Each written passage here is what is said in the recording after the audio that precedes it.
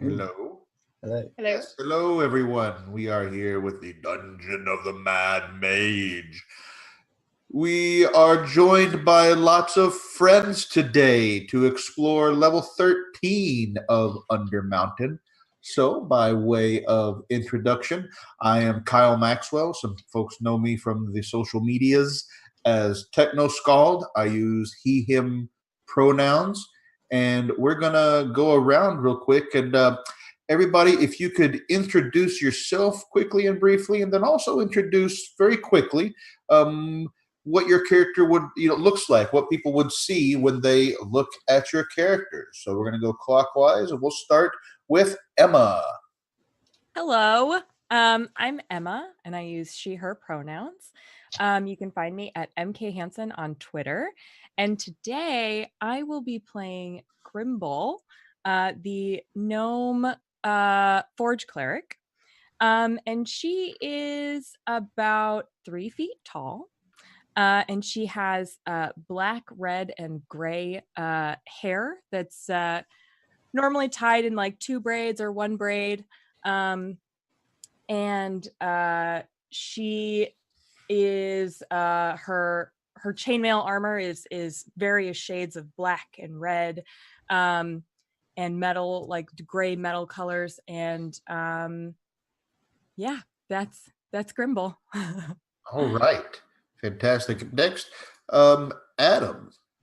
I am Adam on Twitter at Adam_J_Pearson. I usually tweet about nerdy stuff from geology to D&D, as you can see here. Today I will be playing Cygor, the Dwarven Cavalier. Most notable is he wields a halberd with brutal efficiency and has very matte black plate mail that seemingly is stronger than it should normally be.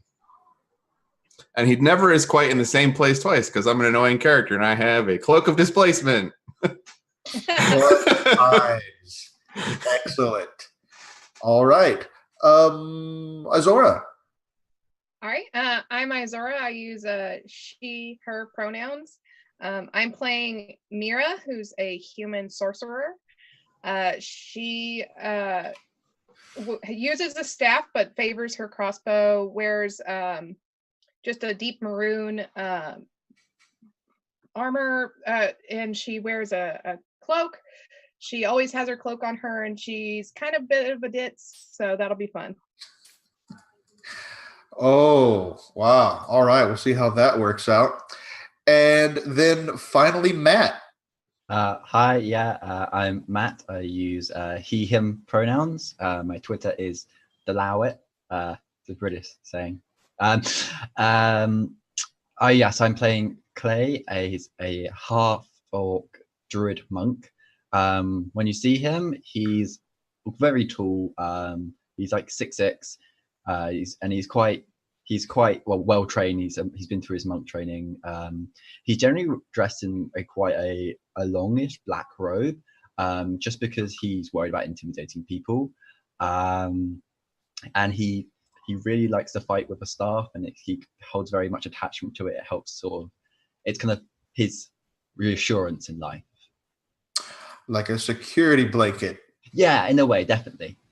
All right. Clutch it close. Well, the reason that your characters are here, at least what they think is the reason instead of the real reason, which is for us to roll some dice and have some fun, is they are investigating what has rumors of some odd phenomena, which is not, I guess, that odd in general. In Undermountain, there are these small kind of localized kind of quakes and grumblings in the ground. It's a geological investigation, right, Cygor?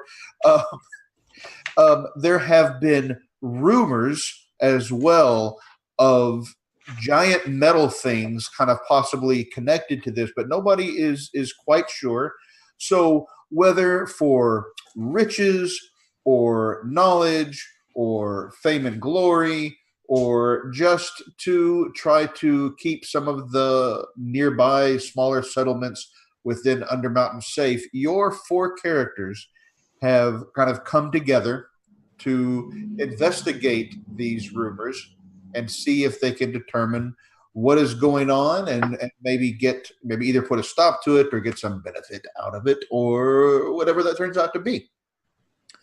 So you are standing on a smooth cavern floor deep in Undermountain. You're in the area, in an area where you have heard where a lot of the rumors seem to point to this area. So where you are, the cavern floor is relatively smooth. The walls are unworked. It's maybe 20 or 30 feet high. And, you've come through various tunnels and gates and through whatever other trials and tribulations you have gone through in Undermountain, this famed, huge underground area deep beneath Waterdeep and surrounding environs. And as you're there, you start to hear this great grinding sound, like rocks being chewed up somewhere deep beneath you. What do you do? I'm going to turn around and look at everyone and just sort of ask, like, do you guys hear that too? Don't know what you're talking about, kid. I'm like I hear 40. And I lay flat on the ground trying to hear some more. Oh, okay. Give me a perception check. Okay. It looks like that's going to be a... Oh, shoot. Sorry. That's a 16. 16. Okay. As you with your ear to the ground, that, of course, you can hear it with more specificity. You definitely hear somewhere in that sound sort of a high-pitched whirring sound, and as well as within that kind of the deep bass tones of gears grinding, of something metallic grinding in there. Hey guys, I think it's machines.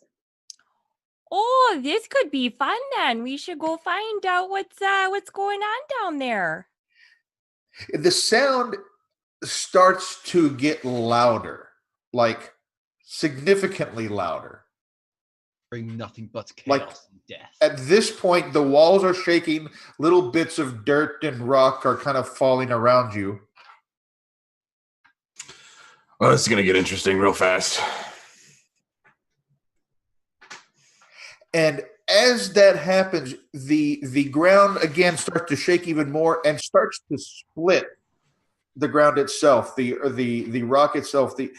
Some of the stalactites start to fall. They don't hit you, but they are kind of starting to plummet around you. And you see in the ground near, just ahead of you, maybe 20 or 30 feet away, a great metallic, this worm made of spikes and gears and cogs, and it kind of comes up into the cavern and dives back down into the earth. As it does, the rest of the ground around you becomes unstable and falls out from beneath you. And your immediate fall is only a few feet as you fall onto the tunnel that was left behind by this giant metallic mechanical worm, and you start to slide because this thing is at a very steep angle and is very, very, very smooth. It's kind of rounded, maybe 10 or 15 feet across, and you're not sliding straight. It kind of swirls around, sort of like a water slide at a water park, only there's no water in it. It's just so smooth that you're just sliding right down. Woo! And occasionally, where it breaks out into another cavern, you get flashes of other caverns that you see as you are in this big kind of slide, swirling around in different directions. You see, for a moment, a flash of what looks like a foundry of some sort. And then you're back in deep in the cavern. And after a few more moments, you see a flash of what looks like a war camp of some sort. And you keep going around, and suddenly you are in a much huger cavern. And you can see ahead of you a giant 100-foot tall scrap metal arch with you're moving so fast it's hard to see exactly what is around it, but there is definitely motion and activity around it. And just at that moment, the slide goes even steeper. You fall down, it picks you up, and you come to a screeching halt in this cavern. You check, nobody's injured, everybody's okay, but you are in a 120-foot high cavern with all sorts of unexpected things around you. I mentioned that 100-foot tall. The metal archway looks like it's not done. And it is surrounded by a deep, 20-foot deep trench. And you see some buzzing activity around it. Quick question. Is there light? So the cavern is dark, although coming from some of the activity on that arch, you see bright flashes of what we would think of as welding sparks. I'm gonna light my lantern because I don't have dark vision. All right. I'm gonna grab my staff, and just you can sort of see my knuckles clenching extremely tightly around it. Just preparing, like readying for anything that like would come near. Okay, so you're grabbing that. Probably you're a little bit nervously glancing around. Yeah. Why don't you give me a perception check, Matt? 7. 7. Yeah, you can definitely see some of these sparks, and not just sparks, but like for moments, sustained intense flashes of welding for a moment here and there. So you said the arch isn't complete. Does it look like it's being constructed and they're still working on the middle, or like how is this being supported and things like that? Yeah, why don't you give me a perception check as well? Okay, which dice is gonna screw me? Hey, that's a natural 1. Yay! That's a 6. So it's dark in here. You can see that the basic structure is complete, but it looks like whatever is working on all of these things, and you have dark vision, as I recall, correct? Yeah. Yes, I do. Is still adding. It's almost like, not almost like, it looks like whatever it is that's constructing, they're adding machinery and complexity and not so much the structure as some function, as it were, to the arch itself. All right. How many feet away is this arch? You are maybe 30, 40 feet away. But do I see anything sort of moving towards us? After a moment, let's see, you have dark vision as Yes, I have 60 okay, feet. yes. So what you see not just on the arch, but as your eyes kind of adjust and you catch your breath after sliding through a worm tunnel, you see some other creatures, maybe several somethings flitting through the air. They haven't appeared to move towards you or anything like that, but there's something moving in the air flying around the arch. All right. I'm gonna cast Create Bonfire, just a small one, just so we get a bit of light going on and we can actually see what's going on here. Okay. And Just like 30 feet away from us, just so we can see what's going on. Right. So you're kind of creating it over at the arch, maybe? Yeah, just to give us a bit more light over there. Yeah, no, that's good. That's good. So once this bonfire lights up, what you can now see is this archway is not just a simple metal arch. It looks like it's a giant machine with different parts being kind of attached to it that look like additional torches and metallic grasping hands and pulleys and so forth. But what are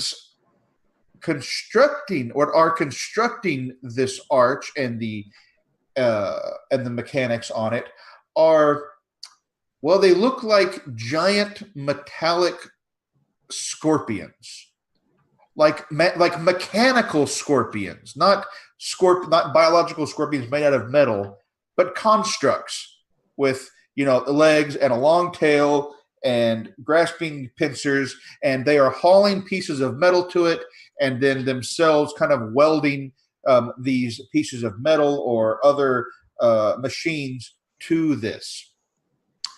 The other thing that you see, so those are what's kind of crawling around the arch and over the arch.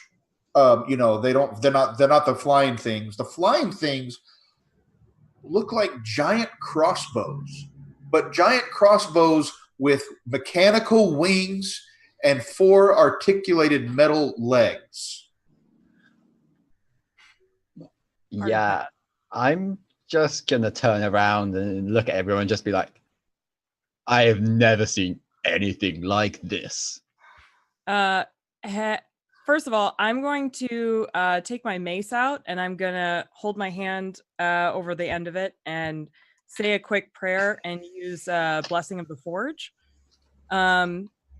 So it says, I have a question about it though. It says that it grants a +1 bonus to either AC or attack and damage rolls. Do I pick when I cast it?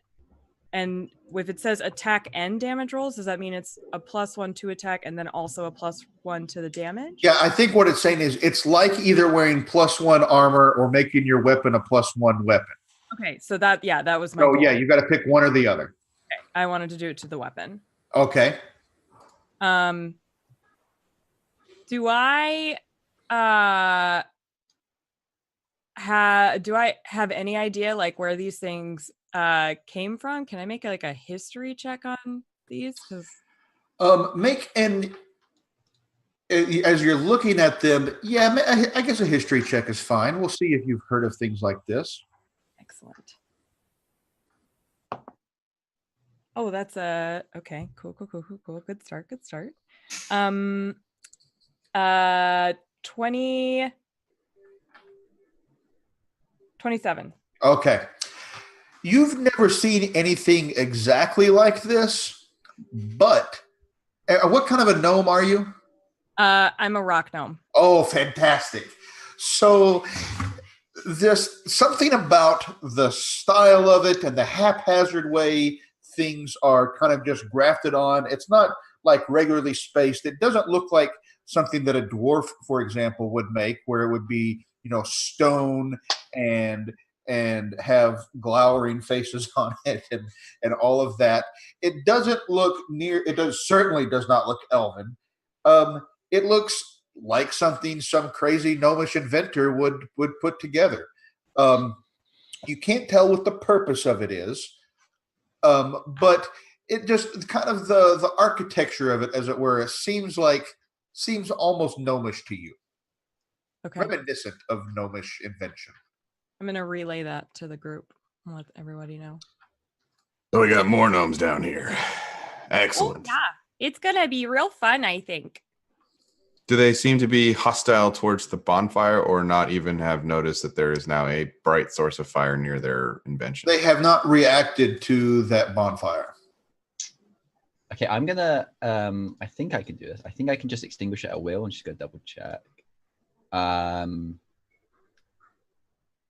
No, but it's a concentration, so yeah. I'm just gonna get rid of the bonfire then at that point. Okay. Just get rid of it. So now you've seen some information, just in case, since they haven't noticed it now, just in case they decide to. And I'm gonna turn to Grimble and just ask, if there are gnomes down here, what do you know anything about gnomes that live here? Kyle. It's not unusual for there to be gnomes in Undermountain, but I don't think you know. You don't know. Not I don't think you don't know of any particular gnomish settlements, gnomish factions, or anything like that in this area. Okay. I know that sometimes they come down here and they might live here, but I don't know much else beyond that. We could go find out though. Let's go make some friends. As you're saying that, behind you, kind of up to the northwest of this giant cavern, you hear some voice calling out to you, but a deeper voice in common. Hey, you down there! Get your asses up here! Quick! You better watch out. Those things will impale you. Come up here with us. How do we get up there? In that direction, you see scrap metal barricades sloppily arranged along the northwest ledge. Does it look like there's a path of some kind, a switchback? Yeah, you could kind of wind your way up there. All right. I'm gonna grab the gnome and just cast guidance on it, just because they're very small, and then I'm gonna start making my way up. Do I need to do like an acrobatics check? No. Okay. All right, I'm gonna go. All right. As you get there, your eyes make out in this darkness hobgoblins, a force of hobgoblins in uniform armor, like they're all wearing similar armor, but there's no insignia on it. And except for the one that is calling out to you, he seems to have a nicer helmet and nicer sword than the others. He clearly has some mark of authority about him. And he's beckoning you while the others are kind of keeping watch, and they have trained they've got longbows kind of tracking those flying crossbows that I mentioned. They're not pointing them at you, nothing like that. It's almost like they're trying to you get the sense they are afraid, they're concerned that you being down there is going to start some kind of a fight, and they're keeping an eye on the defenses around that arch. I'm gonna ask. Sorry, go. Yeah. Okay. I'm gonna go up to him and I'm going to talk to him. Hi, I'm Mira. What's this about? Can you tell me and my friends kind of what's going on? He looks at you all suspiciously. Trobriand sent you? I'm sorry? Were you sent by Trobriand? Who sent you? We're just from the local towns. Oh, okay. All right. Well, this may not be a place for sightseers. No, we're here to help. The mountain's been making awful noises. And he kind of looks at the other hobgoblins. They all look back at him, kind of shrug, and look back at him. He says, and then he looks at Grimble. He says, "Hey, gnome. Sorry, her name is Grimble. Gnome, Grimble. Yes, fine. It's polite to ask people's names." And he kind of looks at you, and he says, you didn't ask mine, so I figured I didn't need to ask yours. You're very right. Who are you? May I have your name? Captain Kurlog, at your service. Lovely to meet you, Captain Kurlog. Can you tell us what's going on? Hey, Grimble, first I need to know, are you associated with that Clamorsham fella? Oh, no, I don't believe so, no. Give me a persuasion check. Who? Grimble. Oh, no. Not good, guys. We're all going to die. Oh, that's a 5. Total? Total. He Am I? barks something in Goblin to some of his soldiers, and two of them turn. And they don't pull out their weapons, but they have their hands on their swords. Whoa. Hey, I'm gonna hey, draw my staff as well. And like just across the nose. Why don't we all just calm the hell down? Oh crap. Okay. I'm gonna intimidate. I'm gonna like tell him like we have nothing to do with Okay. the Yeah, fella. give me an intimidation roll. Oh, that felt a 21. nice. All right. He looks at you closely. He kind of waves a hand at the two soldiers who put their hand on their swords. You see them relax a little bit. They're not all the way standing down, but they're kind of like, okay, but I'm watching you.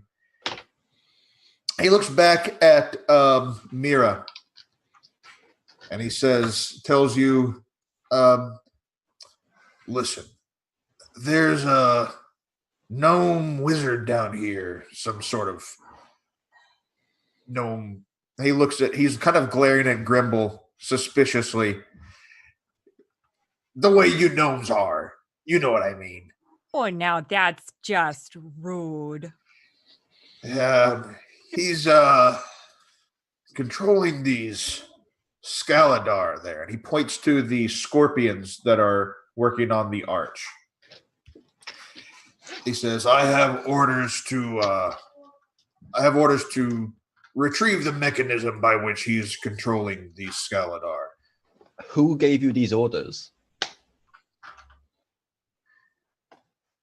You familiar with Doom Crown? Are we? Are we? If any of you feel like you are familiar with the political, your character would be familiar with political factions in Undermountain, feel free to give me a history check. Definitely not. Nope. Definitely not. No. Okay. He looks at he shrugs. Oh, wait. I got a 23. Okay. So you don't know too much about Doom Crown, but you know of him as a hobgoblin mercenary captain. Oh, Or good. not mercenary captain, mercenary warlord. The guy that you're talking to is like a captain. Even better. Oh, yeah. I mean, I've heard of him. Very good. Our first mission is to take down those arbalists. Are you with us? Why should we trust you? You've come here. You threatened poor Grimble. And now you want us to help you? He looks at you. You've interrupted a military operation with your interference. So either help us or make your way on, or this could get dicey. Does he also control the strange metallic worms? I don't like those. I don't think anyone, well, to my knowledge, those are under no one's control. All right. Question, Captain. Can you tell us exactly why this wizard is doing what he's doing? He looks again at Grimble. I don't know. I don't know why gnomes do any of those things that they do. Oh, is that a question? That didn't sound like a question. That sounded like a statement. Are you my grammar teacher? I could be. You need some help? You see one of the other soldiers just literally kind of... Yeah, you don't get used to that. Listen, either you can assist us with our operation, or you can clear out of this area for your own safety. I think we can help you, Captain. I just have one request. We take the gnome alive. I don't care about the gnome. I think that there may be some dissension within the party. The wizard. Oh. I just wonder. Not you, how Grimble. far I mean, I just wanted to stop. I've never met this wizard. I don't know what he or she or it is about. You think it's a wizard, it could be something else. Undermountain is weird like that. I'm gonna unfurl my staff at that point to slam it down. Just like, well, we best be getting to raiding these mechanical beasts. All right.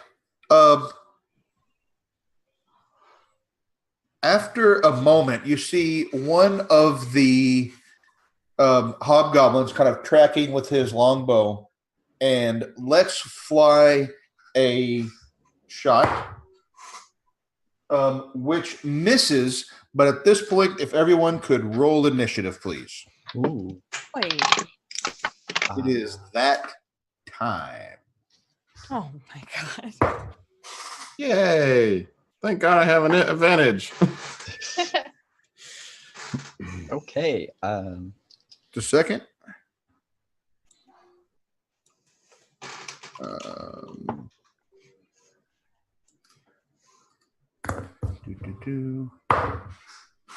Jeez.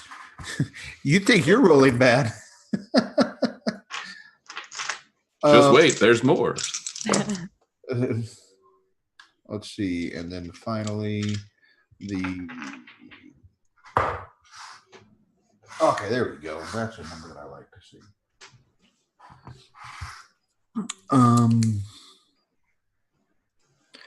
Okay. Does anybody have a 20 or higher? Does anybody have a 15 or higher? I have a 15. Okay. Okay, so 18 for Cyrog, right? No, Clay. Clay, yeah. Sorry, it's gonna take me a minute to get y'all. Oh, it's all right. Straight. Clay, and then 15 for Mira. okay, and Grimble, what do you have? A 3. Okay, and how about I just said it. Oh, me? 11. Okay.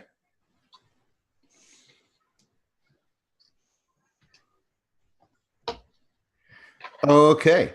We're going to have Clay followed by the Arbalists. So, Clay, what do you do? How far away are these things that are attacking? At this point, 40, 50 feet. 40 They're feet. kind Okay. of up in the air. I'm going to dart, and I've got double attack. I've got multi attack, so I'm gonna throw 2 darts at it. At whatever I can, the closest thing I see. Presumably the thing that the hobgoblin was firing at. Okay. First one is a 10 to hit. That is going to miss. And an 11 to hit. That is 3 and a 4. also going to miss. Yeah. We're doing great. We're doing great.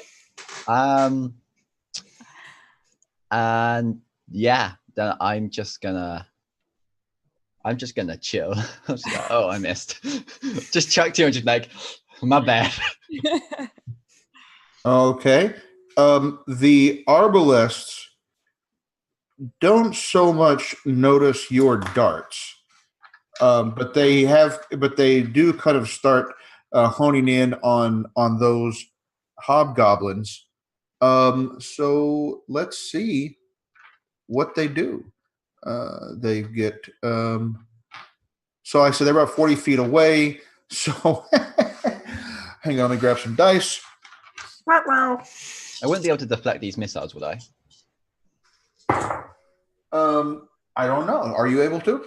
It says it's just if I'm hit by a ranged attack, but if they're Oh no, they're not firing on you. okay. So they all. One of them fires 4 shots on one of the hobgoblins. 2 of them hit, and that's going to be 10 damage on that one. So Yeah, one of that hobgoblin that fired that first shot goes down. Oh god. The next fires takes out so 2 goblins or hobgoblins are dead. Now they're going to fire on the captain.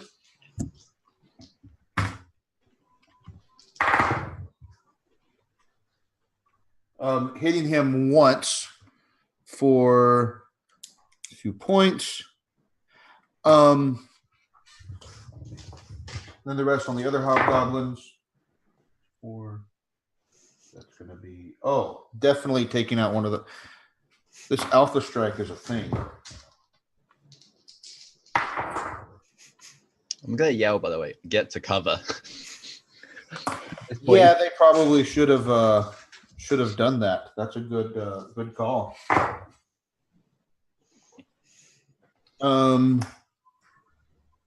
Basically, in this alpha strike, all the hobgoblins except for the captain go down. Oh hell! No, one of the goblins survives. And then it is going to be Mira followed by Cygor. Mira, what do you do? First, I'm going to take the captain and try and lead him away if I can. Lead him away? Yeah, to cover. That's my action. Okay, then give me a grapple check. Okay. Because I'm not good at that. He's not inclined to that. I'm going to do it. With what? It's a 3. Okay, yeah, no, he shrugs you off and he says, I've got to complete this operation. I'm guessing you take cover, however? Yeah. Okay, yeah, you can get half cover pretty easily. Cygor followed by the captain. So, just so I'm clear, these arbalests are flying. Yes. And they're 40 feet away from us. Yes. Oh, hell. And they haven't shot at any of you. Mm-hmm. They've been pretty precise with their targeting. Yeah. Captain, I think this mission's over. You need to get to cover. And I will... I will try to grapple him into cover. Oh, all right. Give me a grapple check. Mother puss bucket. That's a 7. So he shoves you away and he says, that's my call, not yours. You've got 1 man left.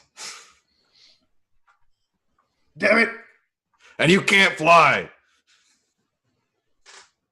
You see him on his turn. Do you have anything else? Nope. Okay. Takes a javelin, tracks one of the arbalests for a moment, lets it fly. Oh. Yeah, no, that's definitely gonna hit it. His javelin flies, he spears right through one of the arbalests that seems to kind of shake for a moment, but stays flying and doesn't drop. And at that point, he dives behind one of the barricades. Good. Grimble, what do you do?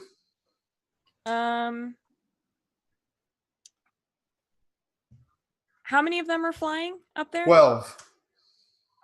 Cool. All right. I don't think this is worth it. I think she is going to probably dive also behind with the captain behind cover.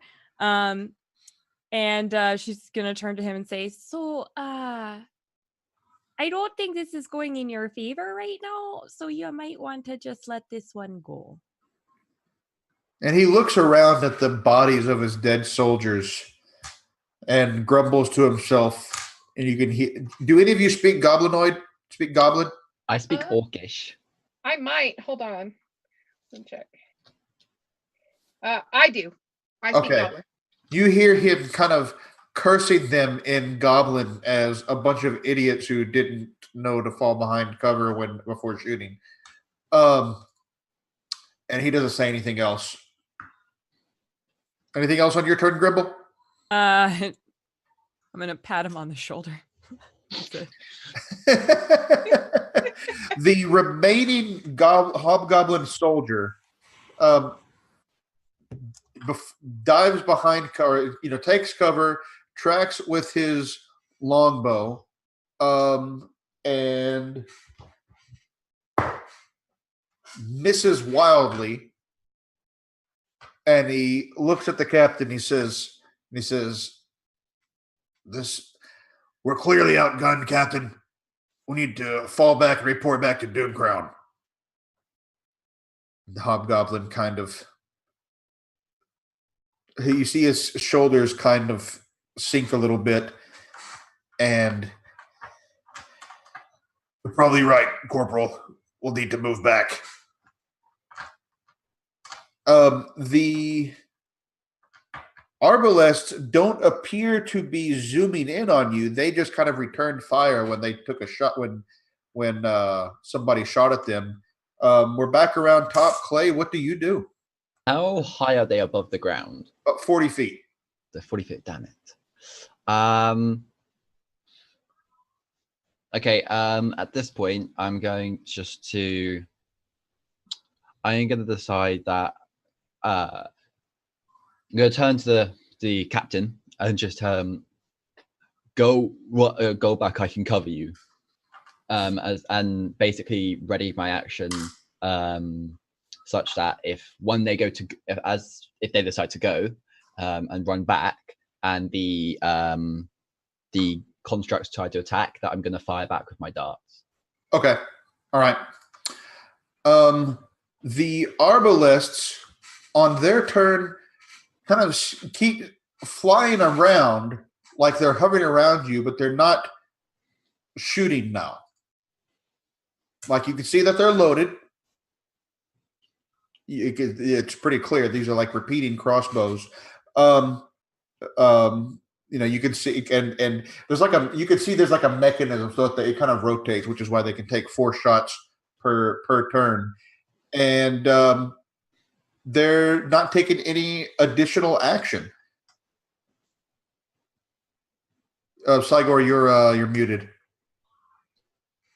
I know, there was a train going by. Oh, there. Do any of you want to do anything else? Are you going to shoot at them, or you just kind of let things be for the moment? Can I do an insight check to see maybe why they're not attacking? They are mechanical. You can try one and see what happens.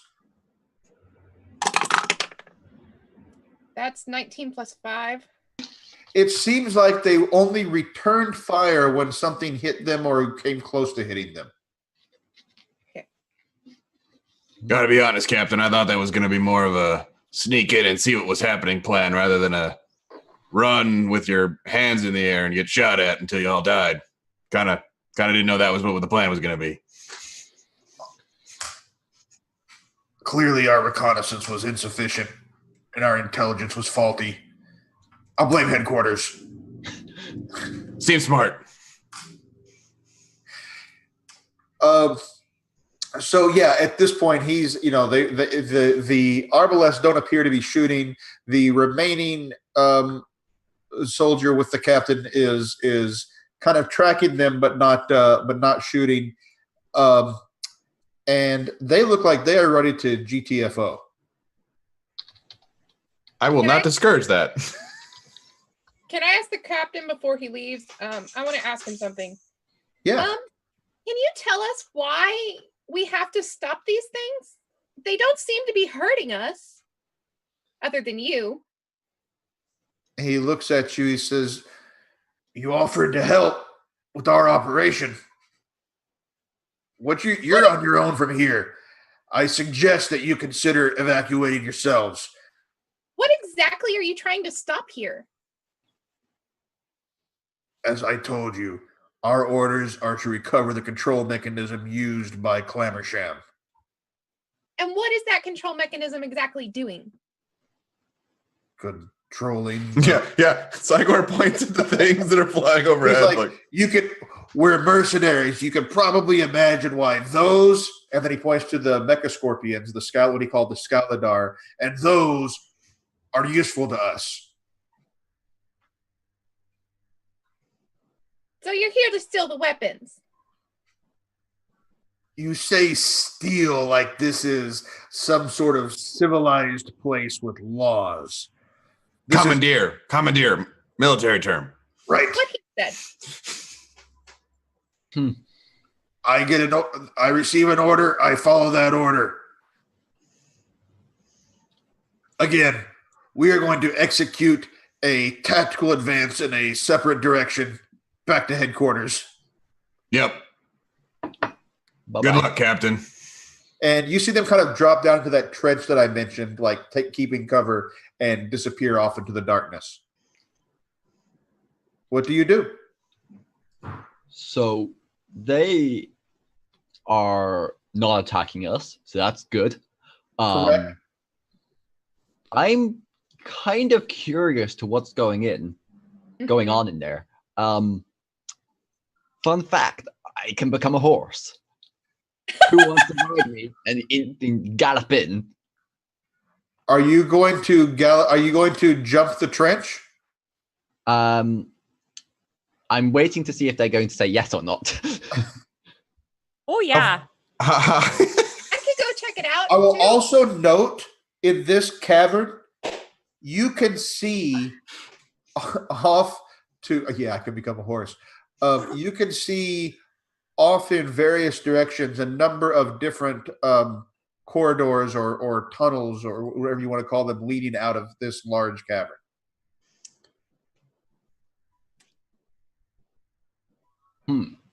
We don't see anyone down there. Like as in a person. We just see these constructs. Correct.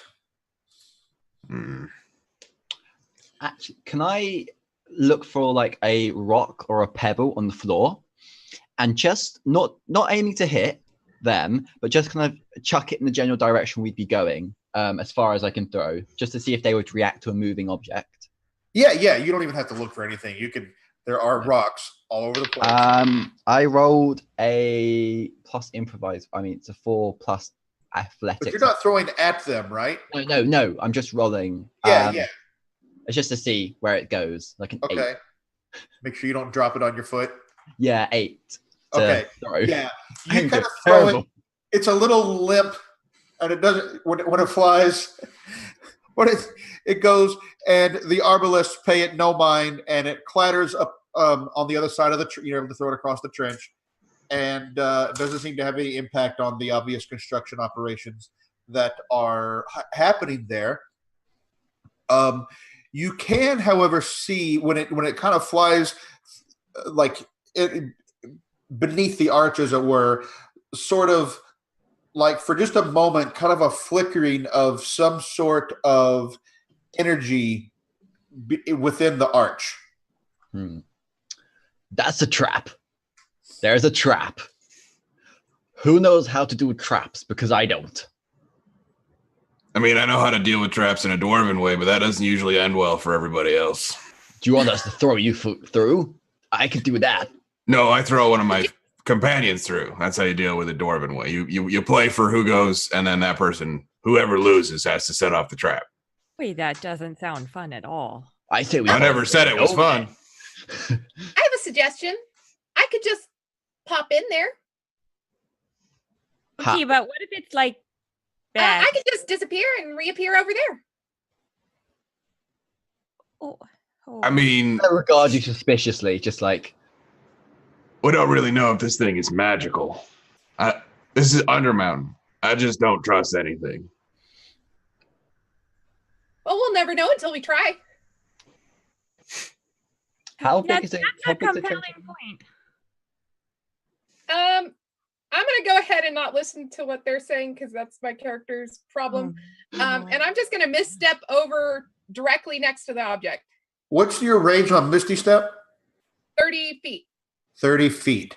So, two things, because we talked about this earlier this week. First of all, is that a leveled spell? Yes, and I got to roll my the chart after I cast it. So first thing, as you're casting it, roll your d20. Okay. I don't have to roll a d20. It's instantaneous. But I can roll my percent. No, the d20 for your wild magic. Oh, okay. Actually, it's a percent. But it's a percent if you get a 1 on the. Oh, I see. Yeah. I got a 2, so that was close. That was close. So you keep holding your magic as you cast Misty Step. You reappear right next to the arch, but as you do, energy swirls within the arch, and now I need you to roll a percentile dice, or use the percentile you rolled a second ago. Okay, I got 98. Let me on the wild magic chart. Yeah, all of you hear Enya playing through the cavern.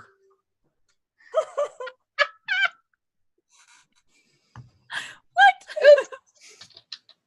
Sorry, guys. Yeah. This is why I don't trust magic. But it's clearly not coming from Mira.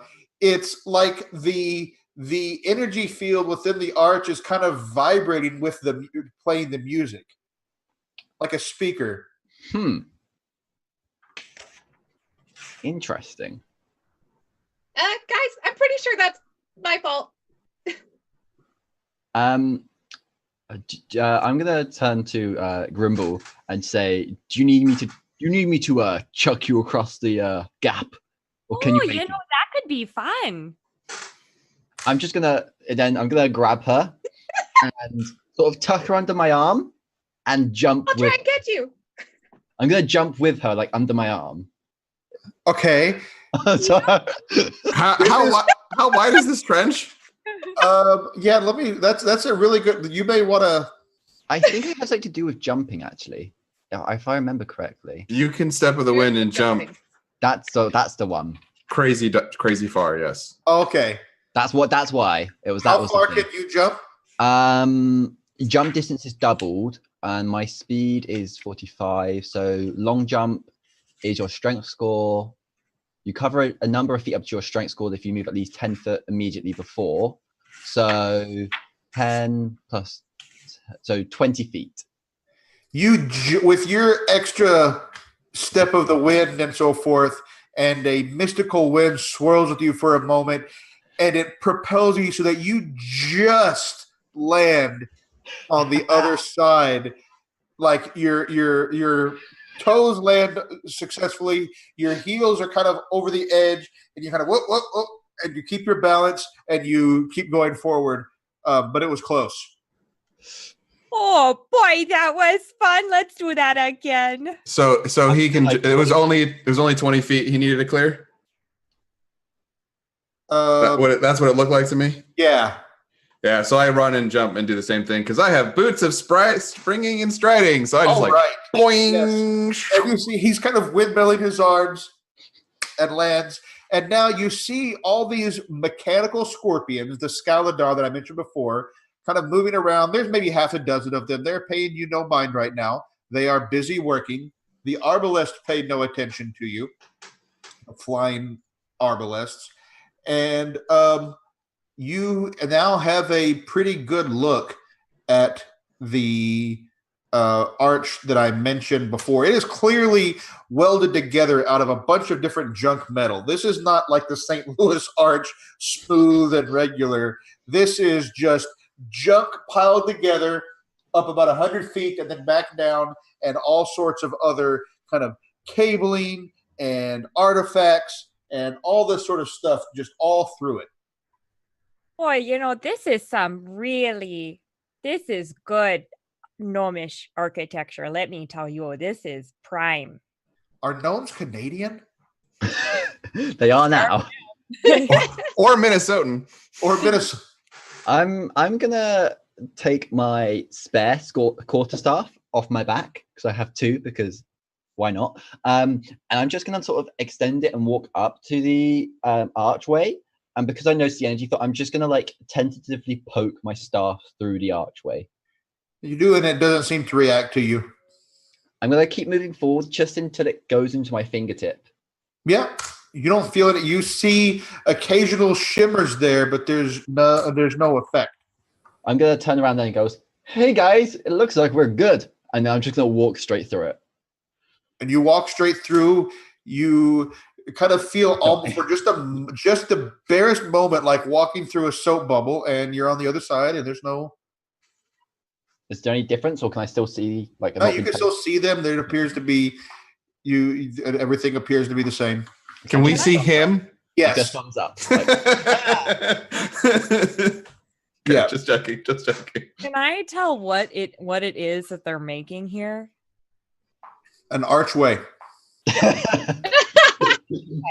But like is there something else going on here? Or is it just, can I only tell this they're building Give me an investigation check. Oh crap. 7. This is clearly some sort of semi-magical artifice, but beyond that, it's hard to say exactly what this purpose is without maybe finding and talking to someone who knows more about it. Ooh. Okay. Well, should we keep going? Yeah, we gotta find this glamour, whatever. I'm going to wild shape into a black bear, so I can start climbing sort of along things and trying to get like a better vantage point of what's going on. You're going to climb the arch? So I'm gonna no, I'm not gonna climb the arch, but I'm assuming there's other sort of spirey and buildings and stuff, right? Not right here. There's walls to the cavern which are further, out, right? Okay. But right here, there's no gantries and scaffolding and so forth. Those scorpions just literally climb the arch. Oh, okay. Never mind then. Never mind. If there's no scaffolding, definitely not. I don't trust that arch. Man, it's not exactly Nomergon, but it's not. No, it's not a city. I guess is probably what I'm saying. But that sort of aesthetic of anybody who plays World of Warcraft. This is definitely World of Warcraft gnome aesthetic. Excellent. So yeah, now where you are here in the middle, you can see kind of exit corridors to your west, north, and east, and then you can see one of those giant worm tunnel slide things leading down to the south. But it leads down.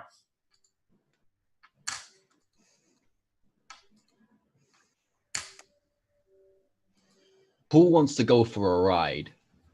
Yeah. I feel like that's not a good vote. Grinding sound far off. What kind of sound? That same kind of grinding sound far away. The worms are back. Well, I don't know if it's plural or singular, but yeah. Who knows how to fight a worm? Because I don't. Well, and I don't like it because it's not nature. I figure you fight it like most things. You keep hitting it, it still stops moving. I'm gonna just look at that and digest it as it's very wise information. Amazing. Okay. I'm gonna jump down the slide. Well, hell.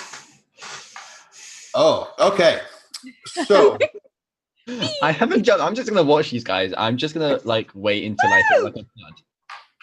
So it slides down and around a little bit, and where you end up kind of skidding to a halt,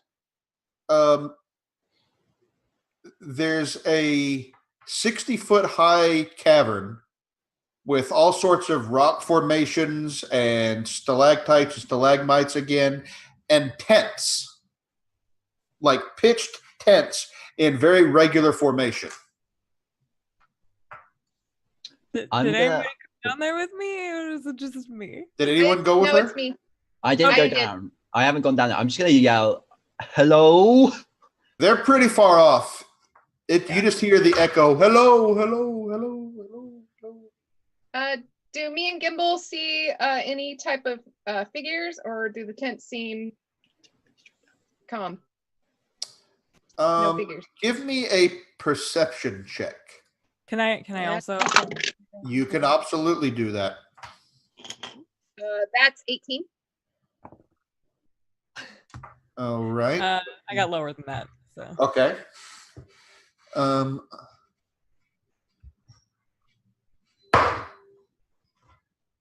You see several other hobgoblins crouching, lurking behind a cluster of stalagmites,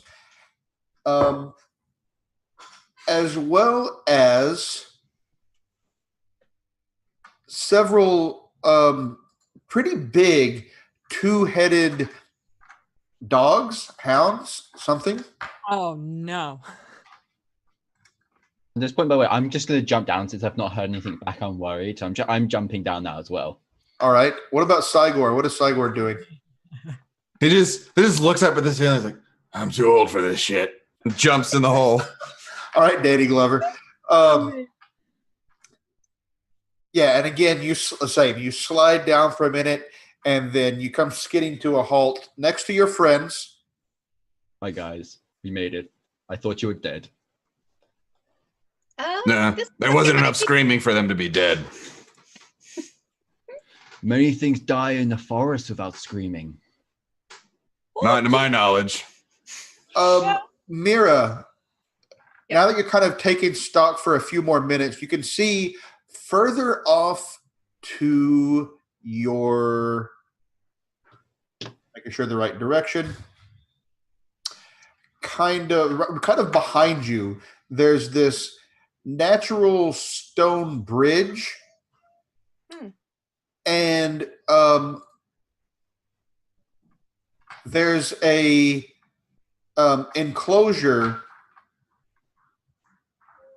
that's brightly lit on the other side of that bridge, and there are long tubes mounted on the top of it, pointed in your general direction, with small amounts of flame kind of coming out of them. Not like flaming out, but like it's just waiting. Just like you can see a little bit of flame coming out the top of it. Oh no! Flamethrower. Something like that. Think of it as a flame cannon. Good. I'm gonna relay this. So we've come down a tunnel slide, and there is the tent city in front of us, and this cavern, other thing behind us, or what's kind happening? of a fort kind of behind you on the other side of the bridge, and from within that small fort, you can see, and behind those flame cannons, there's this kind of steady glowing, kind of reddish purple glowing light. I'm gonna turn to everyone and just sort of, just in case they don't know, explain how like orcs are kind of seen as superior to hobgoblins and stuff. And I'm just gonna say, if we want, we can bluff our way through. They might fear me a bit, maybe a bit more than a bit. Well, I'm pretty good at talking, and we did know Captain Kurag. Maybe his name will throw some weight. Unless they don't like Captain Kurag. Ooh, good point. What was it? I think we should talk to the tent city first. Agreed. I love Okey-dokey. democracy. Well, we're going. Start walking forward. We're gonna. Okay, tell me how you're walking forward. Tell me about your demeanor and so forth. Albert on my shoulder, as usual. I'm gonna walk with my hood drawn back so they can clearly see that I'm orcish, with my staff sort of confidently placing like my shoulders drawn back, trying to look as imposing as possible, and it's like regal in a way. You hear? Oh, sorry, go ahead, Mira. I think I'm just walking with my staff in hand, but not in a threatening way. Okay. I'm skipping. You're skipping. You hear a female hobgoblin voice call out to you, "Everybody stop right there!" Stop. Hello? I'm gonna walk towards her a little bit, like 5 more feet, then stop And and just stare intensely at her. you see, now you can see kind of scattered around you in an arc. You can see several hobgoblins behind rock formations with their bows trained on each of you. Each of them has a 2-headed dog at their side. And then the female who spoke it to you kind of steps out a little bit, but again, she's got her greatsword in hand, like ready to go. And she peers at you, and she says, "You with Trobriand?" Oh, no, we're not. But we talked to your captain, Captain Kurag. She kind of glances around. "That asshole Kurlog." Yeah. I didn't like him, to be fair. He was an idiot and nearly got himself killed. That sounds like him. Good. That'll make my promotion easier. And what's your name? She kind of brightens a little bit. "Yargoth. Thank you for asking. Captain Yargoth." Hi, Captain Yorgoth. I'm Mira, and this is Gimbal, and this is Psychor? Cygor. Thygor. We're I'm here to Clay. help. And Clay. You're here to help, you said? Yes. Sorta. Are we? I mean, who we're helping isn't stated, but we're here to help. I just want to beat that worm thing up, if I'm The honest. worm thing. Well, listen. And she looks at Grimble again, skipping. And she says, "You. What do you know about Clamorsham?" What do I know about? You know that Kurlog mentioned him. Okay. And they don't like him. Right. I not much. You know. I'm also just gonna move closer to Grimble, and just protectively, just 'cause- Grimble, give me another persuasion check. Yay. Not good. Okay. 18. Star and Jesus. 18? Okay. She peers at you for a moment, and then kind of relaxes her sword arm. And she says, "You four find yourselves here at an interesting time. We're getting ready to storm Clamorsham's fortress." Why? I thumb back behind us and that thing back there. No. That's ours. Don't. Yeah, Oh. that's I gotta be honest with you. The last hobgoblin plan I witnessed was pretty fucking terrible. So you were with Kurlog, right? yeah, That but makes you just sense. said storm, and I saw him try to storm flying things, and he's got 2 men left, him and another. I'm gonna just mutter in Orcish, hobgoblins are useless. How quietly are you muttering that? Enough that probably if you're within 10 feet, you could hear it.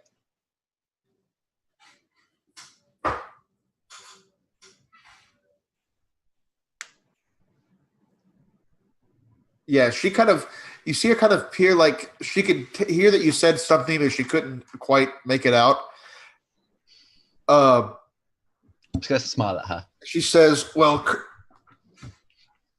how is it that Kurlog got himself killed?" No, Gerlog's alive. Gerlog got most of his company killed. "Well, that's significantly less good news. It would have been nicer if it was the other way around." Yeah, I bet. Captains are like that. Very well. So how was it he got his squad killed? Well, the constructs he was attacking were superior. Were they on the ground or in the air? Quite definitely in the air. That's good to know. That's good to know. Listen, on the other side, and she points to this other tunnel. On the other side of this tunnel is the way towards his fortress. How about if you find out what's there, report back to us, we'll make a plan, we'll storm it together. You can keep anything you find except for his control mechanism. Okay. You're already a better captain. I'm just gonna remain silent. Would be hard to be worse. Very well. I am not going to give you any false assurances about what's over there because, frankly, we don't know. That's what you're here to find out. And to think I left the grasslands for this. This is definitely not the grasslands. Really, I could never tell. I don't know what else I would expect from an orc like you. Generally, we kind of use you as minions. I don't know if you remember that. Did you see the orcs up in the cavern above you? No. All right, you two, you can measure it later. Let's just get going. I've got one staff, and that's all that matters. And we'll measure it later. Let's get going. Yeah, she starts this. She's like, whatever. They're gonna die soon anyway. So she was pointing to a tunnel to your west. You can also see a tunnel to your east behind her. That leads off into another cavern. Are you going to go the direction that she indicates? What's over there? Have you been in that direction? Yeah, there's not much left. What do you? Could you be more specific? That's very vague. Sorry, I hear my dog. I don't know if y'all can hear him. No, it's okay. I'm just watching the cat, sorry.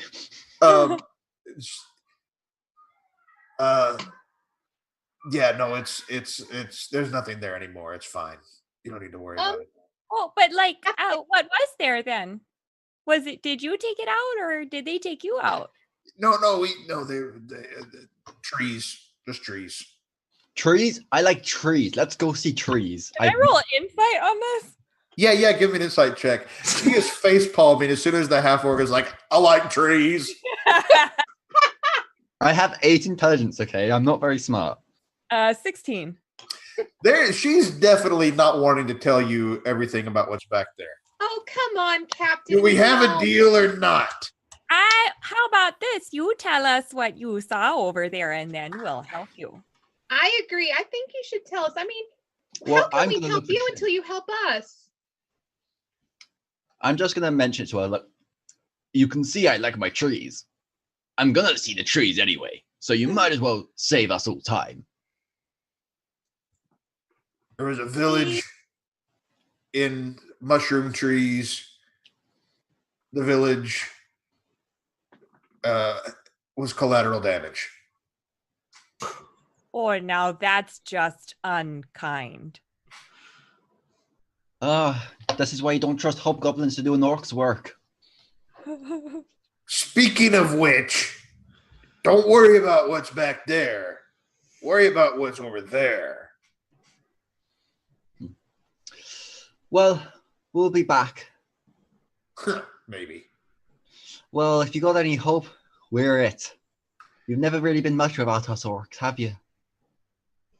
All right. What I can tell you know what? Never mind. You'll find out. No, please continue, miss. She looks at you. She glares over at Clay. She looks back at you and she says, just watch out for those doors. What's wrong with the doors? We have a strong suspicion that they are both locked and trapped. Thank you And very if we borrow one of them, one of your legions, as using the dwarven method of opening doors? What do dwarves have to do with any of this? Ancient technique. Don't worry about it. Very good. I hope some of you are smarter than your friend here. I'll have you know I'm very intelligent. Let's go. Bye. Just gonna All go. right. I'm just gonna be like, So as you cross through this other tunnel and you come out into a large cavern that looks very different. Actually, you got a glimpse of this earlier, just as earlier I mentioned when you were coming down that first slide, you had a glimpse of like a military camp. This was the camp that you saw. And now you see a 90-foot high large cavern with several forges protruding from the cavern walls, and their fires illuminate the whole cave. There's smoke coming out. There's soot staining the cavern ceiling. You see what looks like a dwarf on fire standing at each forge, and then dominating the middle of the cavern is a 20-foot high pile of scrap metal.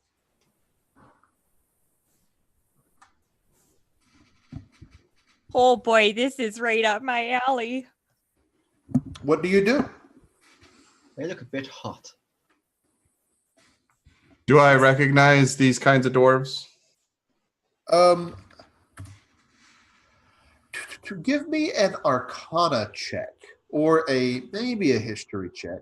It doesn't matter. It's the same. Okay. Whee! Hey, that's not a natural one this time. That's a 14. You've never seen dwarves like this. This is almost like some sort of fire elemental dwarf. They're not on fire so much as they partly are fire. Are they standing there, or are they like working the forge? They're working at each of them is working at a forge. Well, Okay. I guess we should say hi. Hi. Yeah, I'll try to walk up and say hey in Dwarven. I see. Let me see here. One of them kind of turns around to you and says something, and the sound is sort of like at first, like his words sound like the roaring of flame, and then one of them kind of comes over to you and speaks in common. Hang on, gotta whip my throat for a second.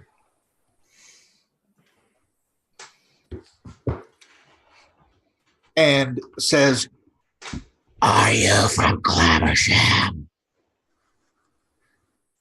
Nope, definitely not. What's a Clamersham? Our employer. You were What's he employing you to do?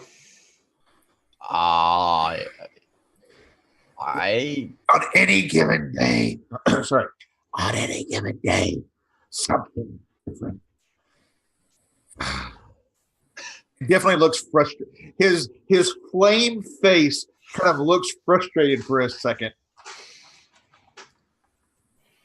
I am employed by nature. So clearly, you are also of the material plane. Yep. Well, you say that, but I've got a few Sylvan friends. I got a few of the Fae friends. The Fae. Yeah. They're not too bad a bunch. He immediately turns back to Sigor. And It's complicated. Very well. All right. He kind of shrugs. Are you here for something? Are you here to place an order? Oh, what kind of things do you make here? This is quite the setup. He kind of like straightens out, like very proud. And he points. We construct mechanical objects of any type, artifice, contraptions, machines, armor, weapons. Oh, that's Did you mighty make- impressive. Did you make that worm? We did not construct the great worm. The only weapons you need are the ones attached to the end of your arms. Those are the best weapons. He holds up his fist, and his fist is literally flaming. Oh, that's pretty cool. I can make my hands do fun things as well. And I'm just gonna like I got a cantrip. It's the growy nail things. It's primal savagery. So like my hands just basically like cause my fingernails sharpen, and you can sort of see there's like a corrosiveness on them. Look, we match. If there's one thing we don't do, it's match. If you talk to Clammersham, tell him to make up his damn mind. Changing what he wants every day is very frustrating. Well, why don't you tell us what he's recently ordered, and we can tell him that it's not acceptable to keep changing from day to day, like you say. We forge parts and components for the simulacrux. Yes, I know exactly what that is, but just to double check, what exactly is it?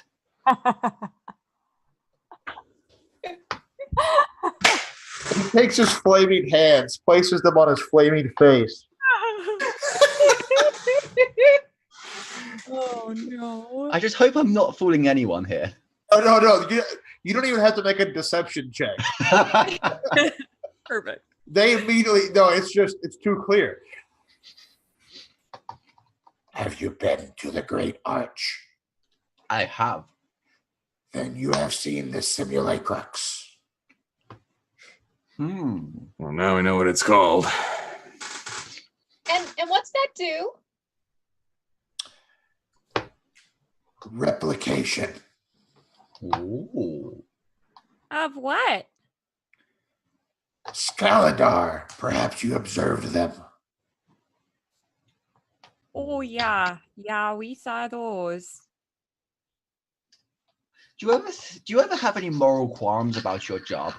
Oh my. Moral qualms. Being not at one with nature. Nature's just the way you need to go. You need to get,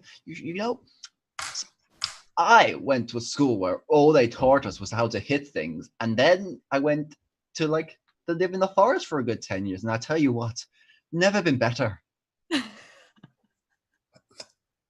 That's pleasant. We have made our way to your material plane to construct artifice of metal and fire. Wait, which plane is that? I might know someone from it. The water plane. Which plane do you think the flaming dwarves are from? Well, I'm sorry, Mr. Know-It-All. The Azer grins at you, and he says, "You may be from the material plane, but you've got your head on straight." Thank you. He's not looking at you. He's looking at Sigor. I'm going to take it as a compliment. It's easier when you're this lower to the ground. The people that are taller, it seems like the oxygen is thinner up there. Indeed. Very well. Sorry, I slipped to the hobgoblin for a second. Very well. We do not understand what moral implications there are. Okay. Do you want to Good let night. us in? Go ahead. What'd you say? I said, do you want to let us in?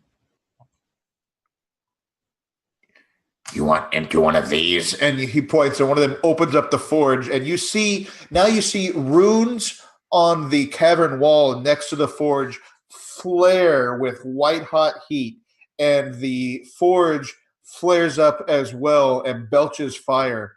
And the Azer, the fire dwarf, standing next to it, doesn't even seem to notice. It's perfectly comfortable for him.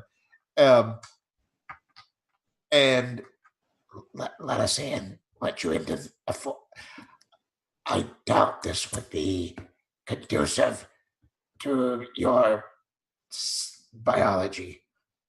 Do I recognize the runes? Are they just dwarven runes? Give me an Arcana check.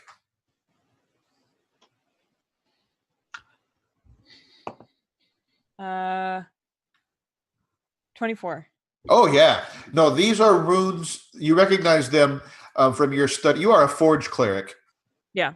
And so you have seen these runes before as used to channel magical energy from the elemental plane of fire directly from that plane into the forge.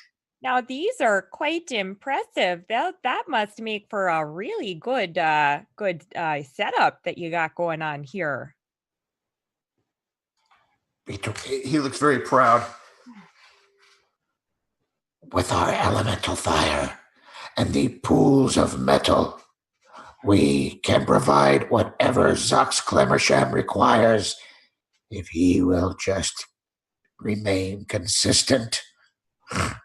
Well, I'll tell you what. Why don't you write down a list of demands, or just tell us? My memory's fantastic. And we'll go talk to Mr. Clemmershimmer with you, for you. We can just go and have a good chat with him, especially if you tell us the directions, because it gets a bit lost down here. I get a bit lost. It's so confusing. So many tunnels. He points his thumb towards the north, and he says, "He's that way. Watch out for Rex." Who's Rex? He looks like he's trying to think of the words. Rex is his guardian. Oh. Guardian golem. Oh. Did you build him? No. He possessed this guardian before he employed us. Do you like being employed by him? Because we can make a small deal, you know.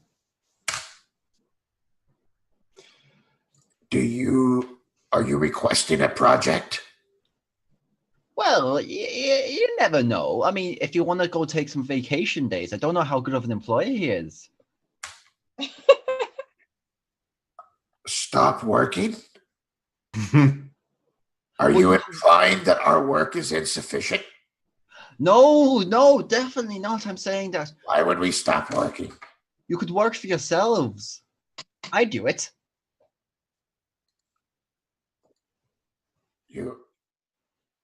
We work because we enjoy the work. Oh, I get you. Anyway, I should probably stop taking up your time, shouldn't we, gang? Look at everyone. I'm obsessed with the forge. I'm just like, what about, and don't forget, as I mentioned, there's this huge pile of scrap metal in the center of the cavern as well. And then tunnels to the north and south. And we came from the south? You came from... we came from the west. You came from the east. From the east, okay. Yeah. Is there a... Does it look like there's anything interesting in the scrap pile? Do you want to go up and check? Yes. First of all, give me a perception check. I got a 2, but I think my thing lets me. Yeah. Okay. I have the eyes of the eagle, so I can roll at advantage. Thank God. That is a Unnatural 20. Okay. You see movement within that pile of scrap metal. You see something kind of bright and reflective, and then just as you're getting up to it, stepping out from the metal, like passing through the metal as if it weren't even there, are what look like 9 adult-sized chubby children that all look identical. No. With red hair. No. They look like they're wearing diapers and suspenders. I can't escape them. And that's where we're going to take a break. We'll be back in 5 to 10 minutes. Let everybody get a drink of water and whatever. And we will come right back and finish up the second half of today's session. Oh, man. Was I being too much? Is it gone?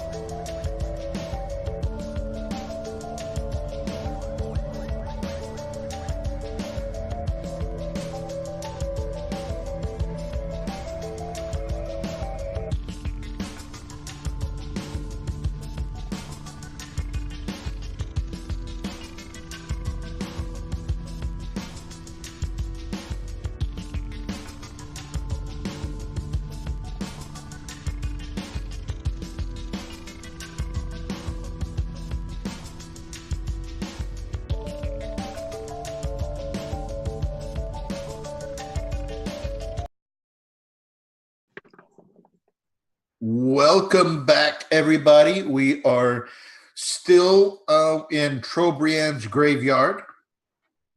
Just to re-level set, our adventurers slid down a worm tunnel into a giant cavern with a huge archway contraption being built by mecha scorpions called Scaladar, defended by flying repeating crossbows that basically did an alpha strike on a hobgoblin squad.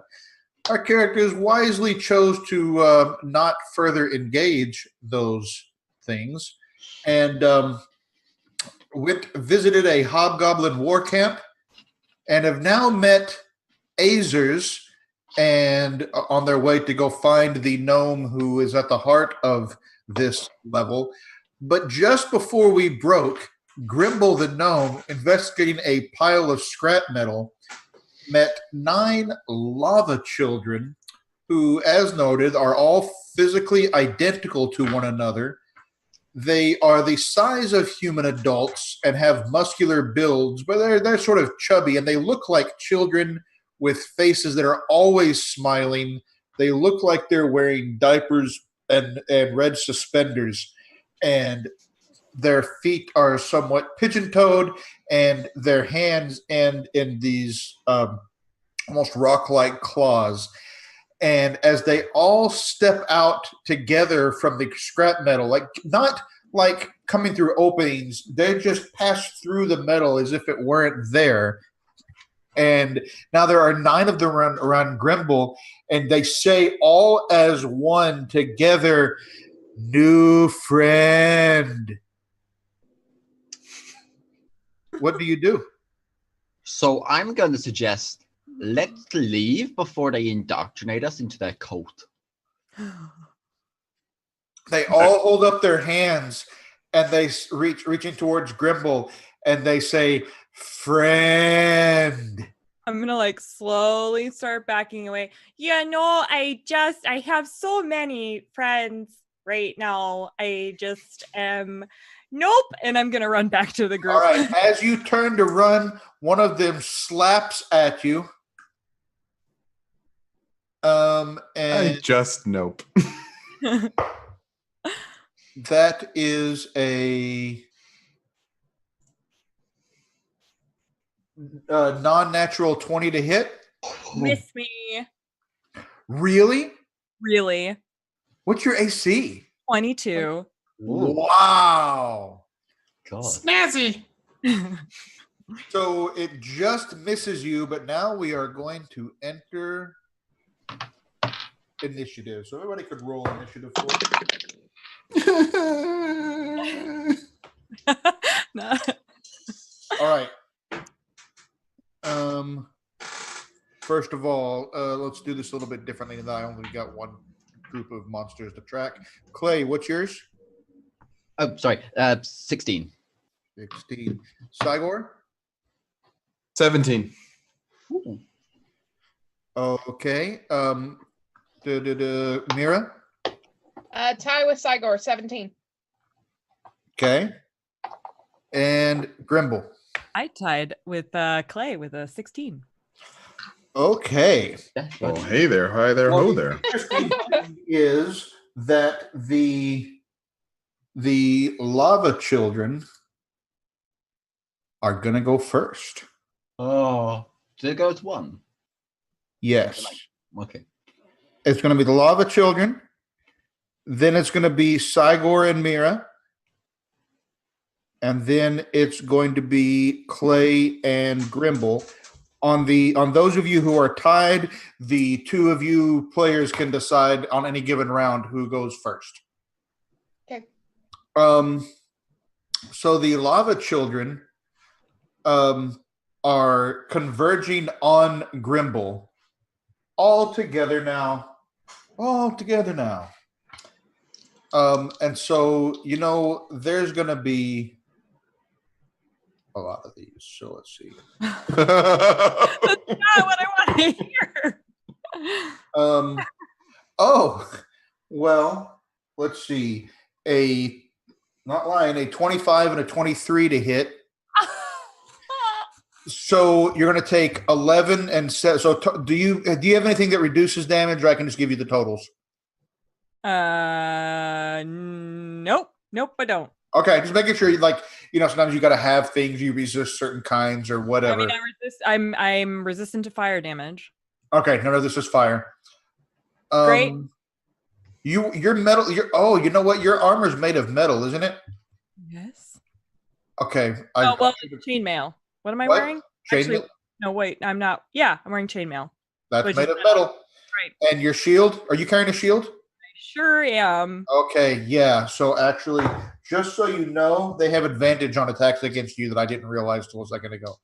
So you're going to take 18 points of damage from the first one. Yucky. Second one misses. I mean, you're hard to hit. Oh, you know what I say to the second one? Yeah, second one misses. Okay. Third one is a 23 to hit for another 11 damage. And misses with the second attack. They bite and they claw. So that third one bit you for that 11 damage. Fourth one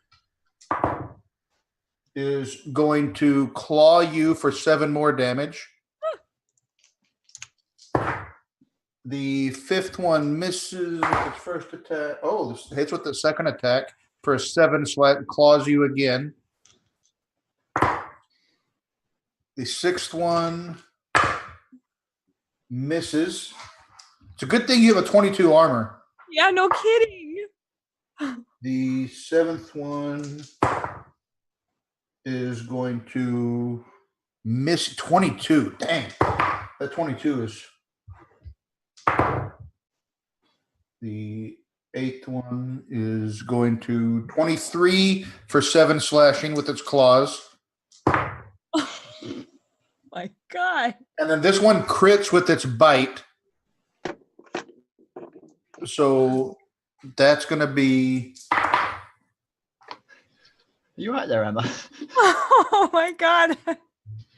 22 piercing damage. You might need heal. This is not great. And then finally, that's going to miss. And that's going to just hit for another 7 slashing with its claws. So you saw all of them just converge on her, biting and clawing and going right through her metal armor like it wasn't even there. Cygor and Mira, what do you do? Okay, can I go first? Sure. Cygor? Okay. How far away is she from us? Maybe 20, 25 feet.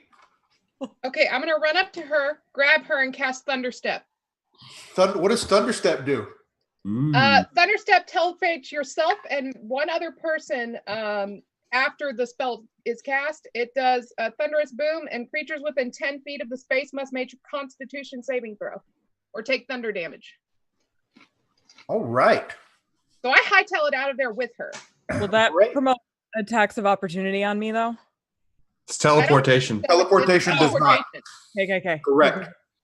But it is a spell, so I do have to roll on the table. No, you roll first. You rolled your 1d20. Yep. And that was a what? A 2. 2 again. Oh my God. Yeah. So close. So for those who don't know, she's a wild magic sorcerer, which means anytime she casts a spell of first level or higher, she rolls a 1d20. On a 1, she has a wild magic surge and has to roll a percentile die on another table, most of which is like what happened before. Most of it is kind of neutral in effect. And actually, some are positive, some are negative. There are more positive effects than negative effects, but they're all fun. Yeah. They're odd. I'm pretty sure the centered fireball isn't Everyone fun. always focuses on that one. I'm just saying. They're all fun if you like to TPK. I have been a plant multiple times. It's not fun. So in any case, you step away. They make, what's their save they have to make? A Constitution. They have Of to what beat a DC? 16. What was it? 16. 16. Yep. All right. What's their con? All right. 2 successes and 1 fail. They take half as much damage on the fail. Okay.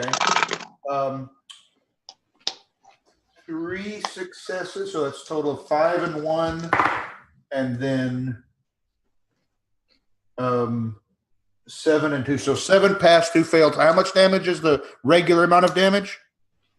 19. All right. So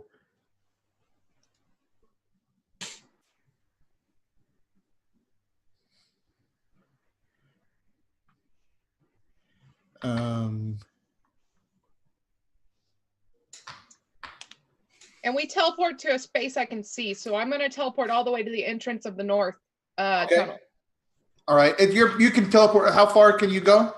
Anywhere I can see within range. What's your range? And range is 90 feet. Okay, yeah, you can get. Yeah, you're there. The Azers, by the way, aren't doing anything. They just kind of cross their arms and they're literally like watching. Like you see 2 of them kind of making a bet. And then Cygor, what do you do? So, I'm gonna yell at you, by the way. I'm just gonna yell at you. Run away. Trust me, run away. Cygor will jump 25 feet into melee distance with these things and start attacking. All right. First of all, what is your weapon? A halberd. All right. It's technically a metal weapon, but it is magical because it's a halberd of warning. That's great. Your metal weapon passes through them like they weren't even there. That's what I was afraid of. That's why I was asking. So you can like they're like just sitting there. It tickles. It tickles. Tickle, tickle, tickle.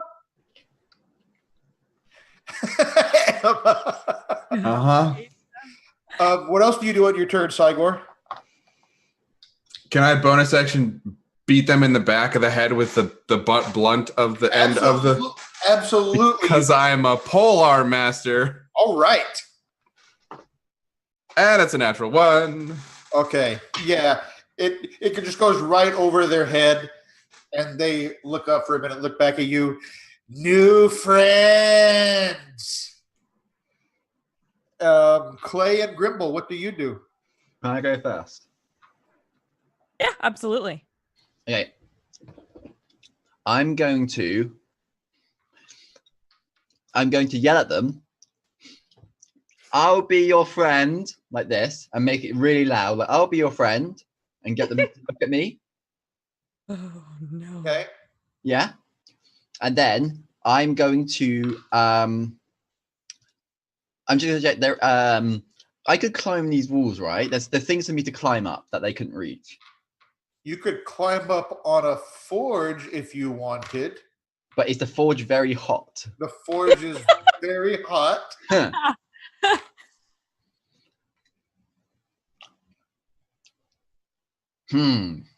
Okay. Just to distract them. And then I'm going to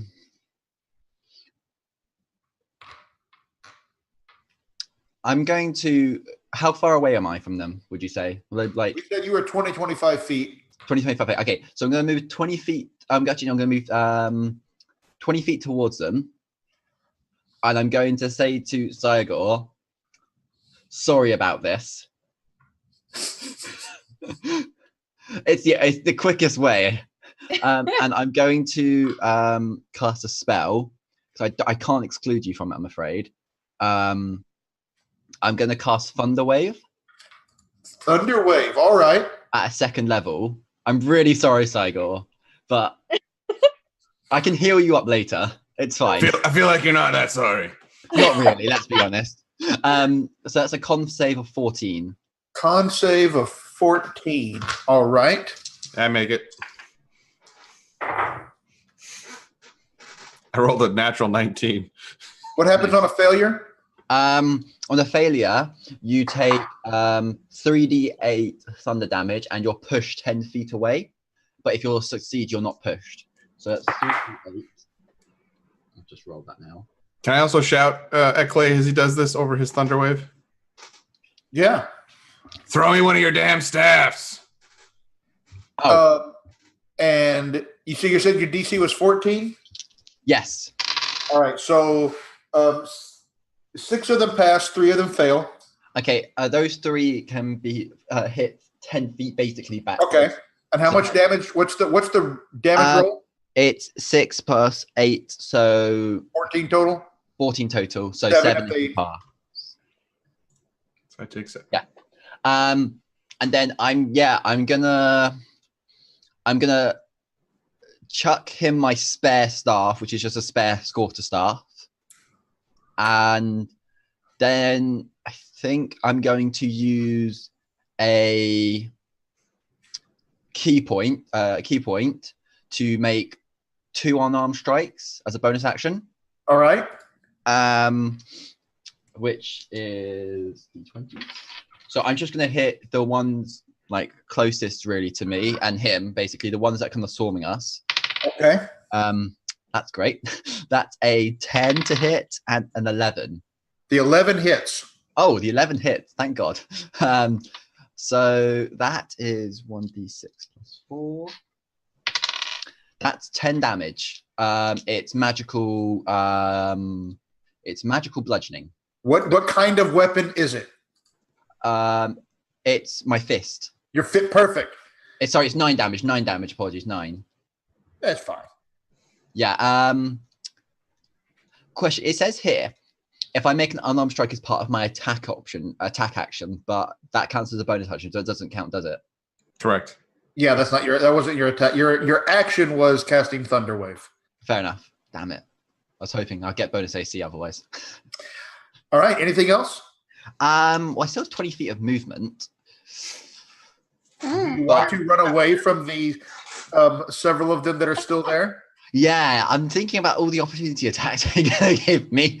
Yeah.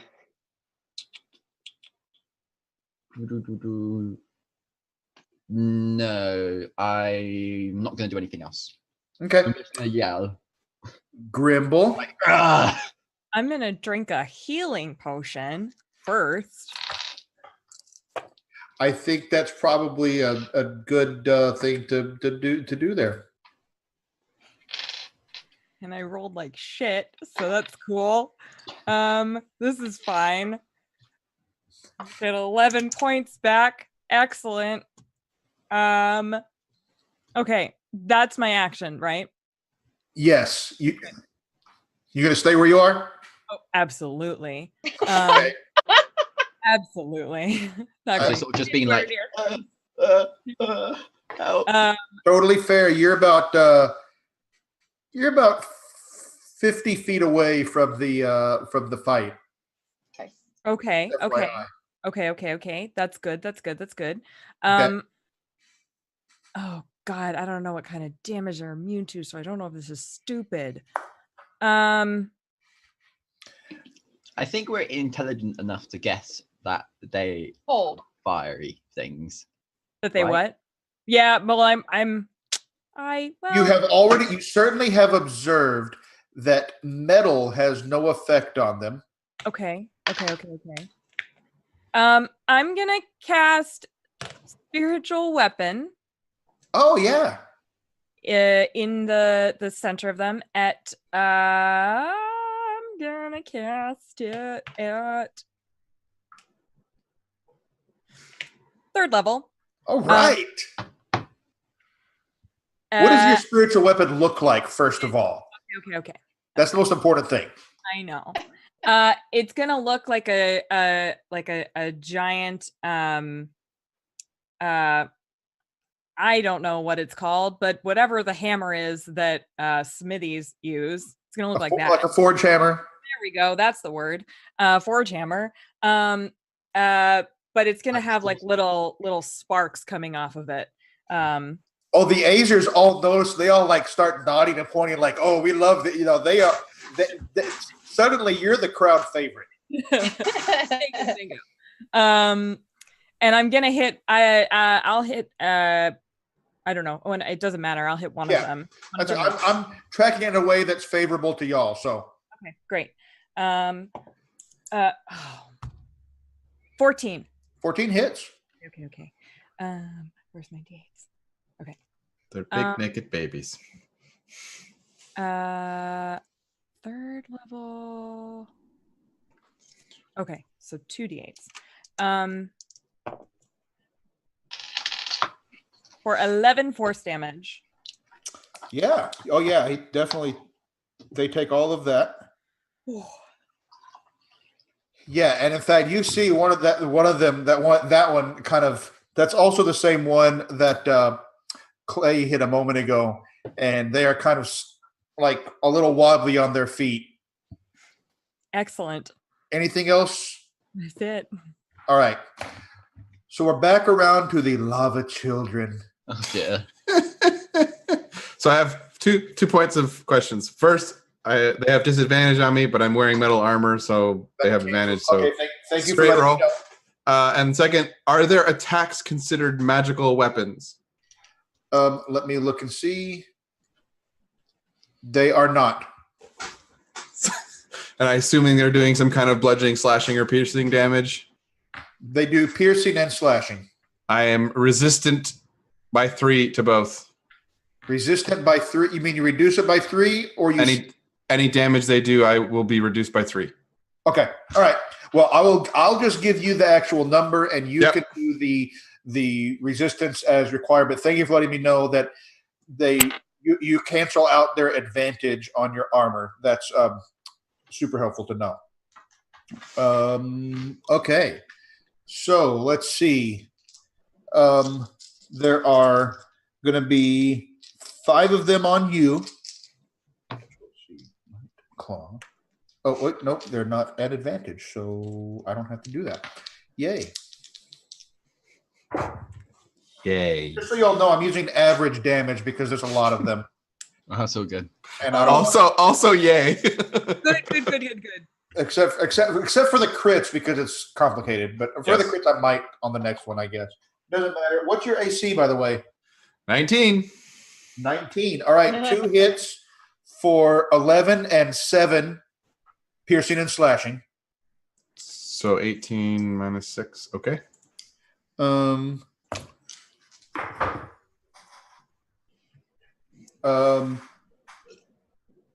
hit for 7 slashing.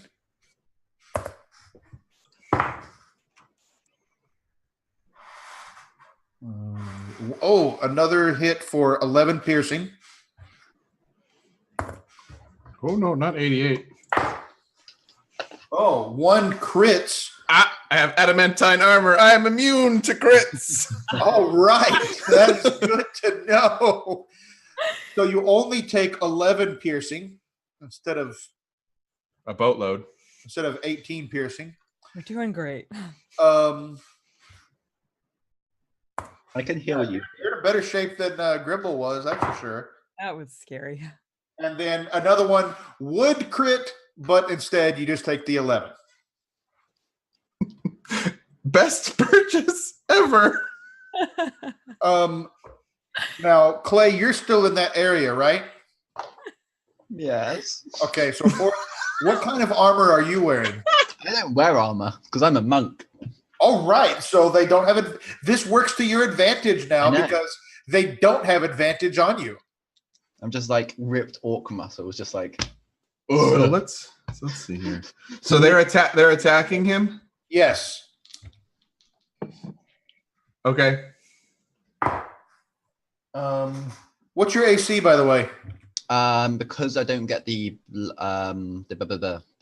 bonus thing, 16.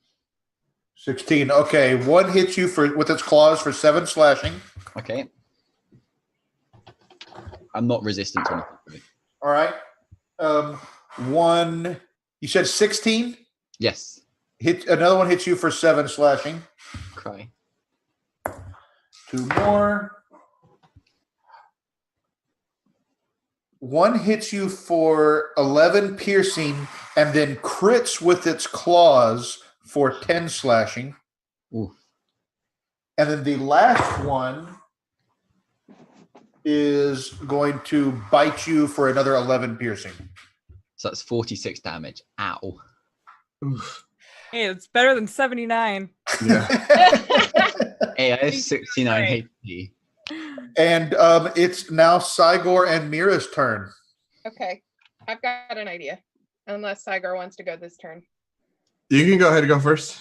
Okay, I'm going to cast Ice Storm on them, and I'm going to cast it as a careful spell so I don't hit my colleagues.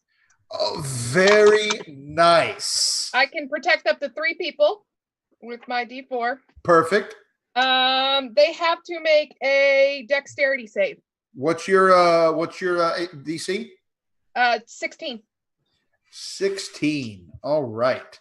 and they So- take quite a bit of damage from this. Yeah, I'm sure. And they, as you can probably imagine, they don't have anything special that helps them against ice. It's funny Well, that they're not. blood They should almost be vulnerable to it, but they're not. Are they not? What was the DC you said? 16. All right, so it's one and two, one fail, or one succeed, 2 pass, or 2 words. 1 and 5, and only 1 passes. All right, they take 25 damage, the ones that don't, and the one that does take Takes 12. Yep. And then this is now considered dangerous terrain or difficult terrain for everyone. Okay. And now I get to roll a d20 and see if I roll 1, Yeah. which I do not. I roll Okay. 11. The one that y'all have been wailing on, finally, the icicles and snowballs are too much, and they crumple to the ground, and you start to see magma and lava oozing out of them as they start to melt. But it turns into steam as the ice storm falls on them. The others are still up, but that was a lot of damage you just did. I mean, total you did 1, 2, 3, 4, 5, 6, 7, 8. You did 212 points of damage with that total. Can we just So- take a moment to- AoE. can we just- Excellent. Now, does Ice Storm keep going? It lasts for one, or it's instantaneous, so it's just that action. Yeah, I think the difficult terrain is until the end of your next turn. Oh, yeah. Okay. So if they try and run out of here, my colleagues, they'll have to make like terrain checks. Yeah, that's fine. Okay. Anything else, Mira, besides doing 200 some odd points of damage? I'm good. That was awesome. Cygor, you see one fall, the others sheltering themselves, and they are clearly deeply hurt. What do you do? I'm gonna stow the halberd, and then hopefully, having caught the quarterstaff from my colleague Clay, I'm gonna start trying to beat them with the quarterstaff. It's 1d6 plus 3 if you're one. But- or 1d8. But is it magical or not? It's not magical, so does it hurt them at all? Yes, it'll be fine. Okay. So I'm going to grip it two-handed, and I'm going to start beating them. I want to try to hit the ones that are near Clay first because of my Cavalier ability, and I want to mark any of them that I hit. Okay.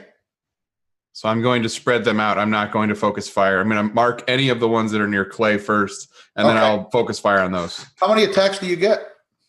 I get 3 regular attacks and a bonus action attack. Okay. Does a... I gotta Well, scroll you've up. already determined that the AC is 11, so you can tell me how many hit. Okay, so that's 1 hit. That's a miss. That's a hit. And that's a bonus action hit. So 2d8 and a d4. So to as many as I can next to Clay, I deal 10 damage to 1, 9 damage to 1, and 6 damage to 1. And they're all marked. What does the mark do? So the mark is unwavering. When you hit with a melee attack, the creature is marked until the end of my next turn. While it is within 5 feet of me, a marked creature has disadvantage on any attack that does not target moi. Thank you. All right.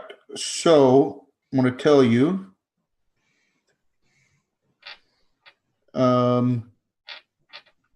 Yeah, so there were 3 remaining around you. The one that you missed, I assume that you hit it with your bonus attack, so all 3 of them are marked now. Okay. And they are all in very bad shape. Like, Fantastic. they are definitely wobbling. You can see on all of their wounds, you can see their wounds kind of glow because inside of them is basically liquid magma. Oh, so they look real rough? They look super rough. Then I suppose it's time for a good old action surge. And do it again. Action surge doesn't take a bonus action? Nope. Once per short rest. All right. This is a good time to do it. 1 hit. 2 hit. 3 hit. Yeah, roll your damage. So my base damage is going to be 6. Okay. So you just in case that just outright kills any of them. One of them is immediately gone. There's 2 more.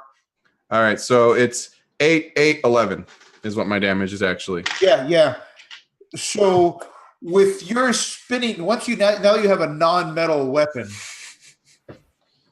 the rest of you just see this whirling dervish of destruction as the wood just clocks them in the head, rips across their chest, just bap, bap, bap, bap, bap. It's almost too fast to see.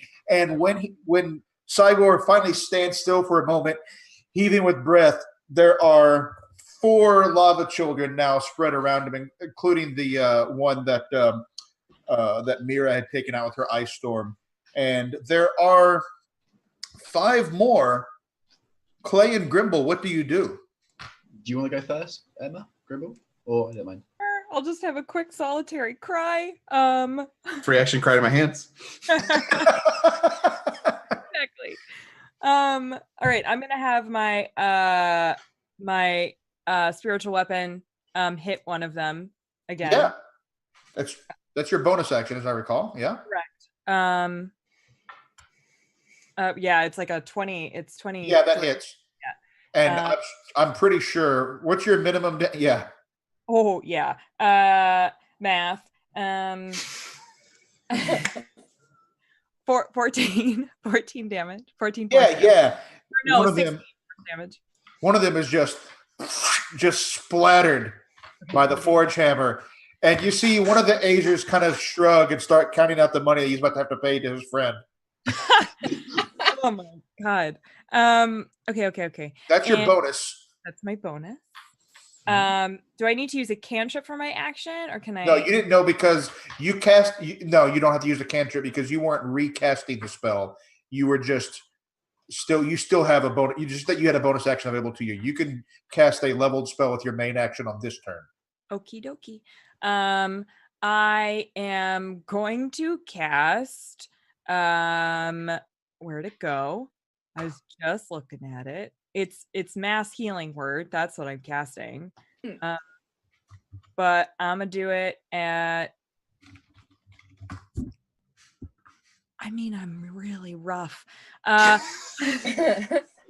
great. I'm gonna go ahead and do it at screw it, 5th level.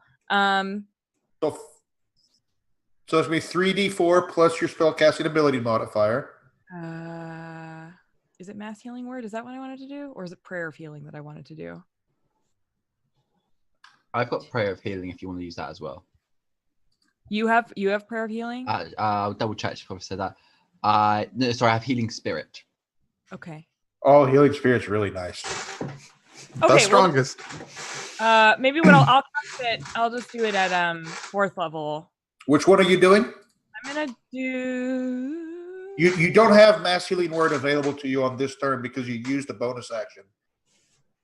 And that is a bonus action. Takes Right. 10 minutes to cast. Oh God, never mind. I'm not gonna do either of these. Damn it. Reading is important. I'll cast Guiding Bolt. Yeah. Yeah, is that what I'm gonna do? That's what I'm gonna do. Okay. Guiding Bolt, where'd it go? There it is. I'm gonna cast it at what am I doing this at? 3rd level. And on a hit, I have to make a ranged. Do I I'm gonna any of them. Yeah. Ooh. 13. Yep, that hits.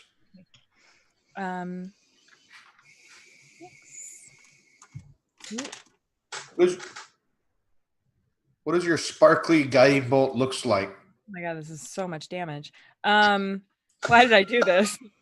That's a good thing. I'm panicking, you guys. I'm panicking.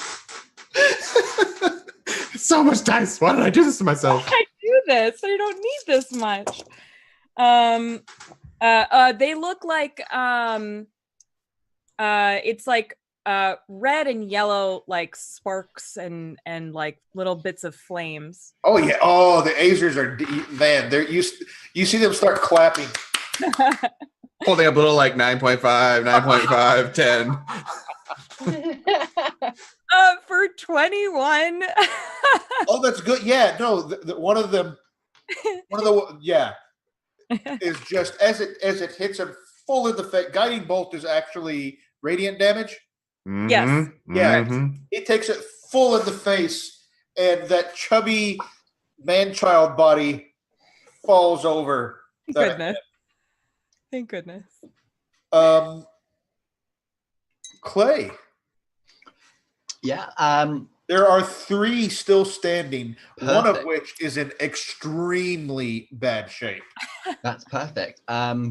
Just to describe Clay at this point, you can sort of see he's Cygor notes he's kind of lost his like sort of idiot in a way, the manner, like the sort of like cheery smile. He sort of just seems to be in like a battle trance in a way. It's no actual effect, it's just like how it goes. Yeah. I'm going to whack the first one with my staff, the one that looks really low, and that's going to be a 24 to hit. Absolutely. And yeah, your minimum damage is going to be enough. It's going to be 4 or 5. Yeah, that's enough. That is enough. Well then, yeah. So he gets whacked and sort of perishes. Then perish. And then as I turn around again, I'm going to go to hit whoever's next to me, and I'm going to hit that with my. I'm basically just going to kick him in the face. Right. So spin around and kick, and that's going to be 11 to hit. Yep. Yeah. And then they're slow moving and they're flabby. So I mean, that's going to be 7 damage. All right. And then I'm going to. I'm not going to action. Sorry, I'm going to flurry of blows. I can't pronounce these words. Flurry of blows. So all right. 2 unarmed strikes. That's a nat 1. Thanks. That will miss, unfortunately. And I feel that. That's a 20. That's a 25. Yeah. Yep. That does 8 damage. And then I'm just gonna like basically scream into their faces. I don't know if I can intimidate one. Probably not, but yeah. Yeah, that would take an effort. But they're right next to you. They've seen 7 of their friends fall. Anything else on your turn, Clay? I can't do anything else, and I don't want to get opportunity attacks. All right. So it is back to the lava children. One of them tries to bite you, misses. Oh, I have 18 AC now, by the way. Okay, great. A natural 1 would still have missed. But he does claw you. Now there's fewer of them, so now I don't mind rolling the dice. So he hit him? Yes. Is he within 5 feet of me? Yeah, let's say that's easier to say yes. I'm gonna use my reaction to roll a d8 and see if I can add that amount of AC to Clay.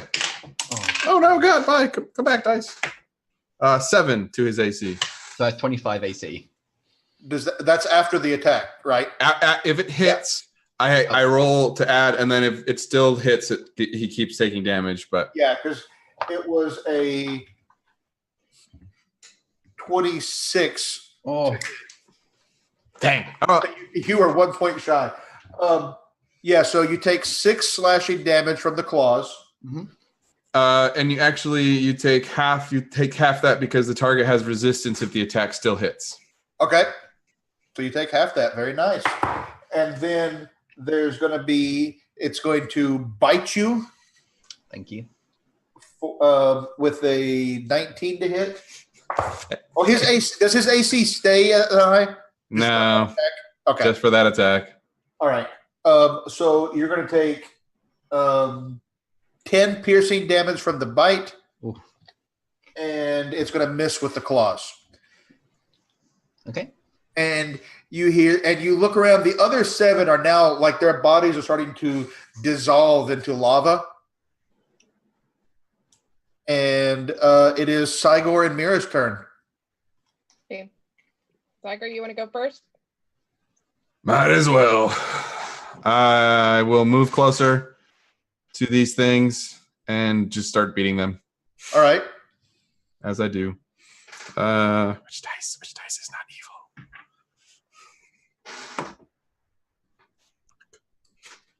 First one is a natural one, so that dice gets a break.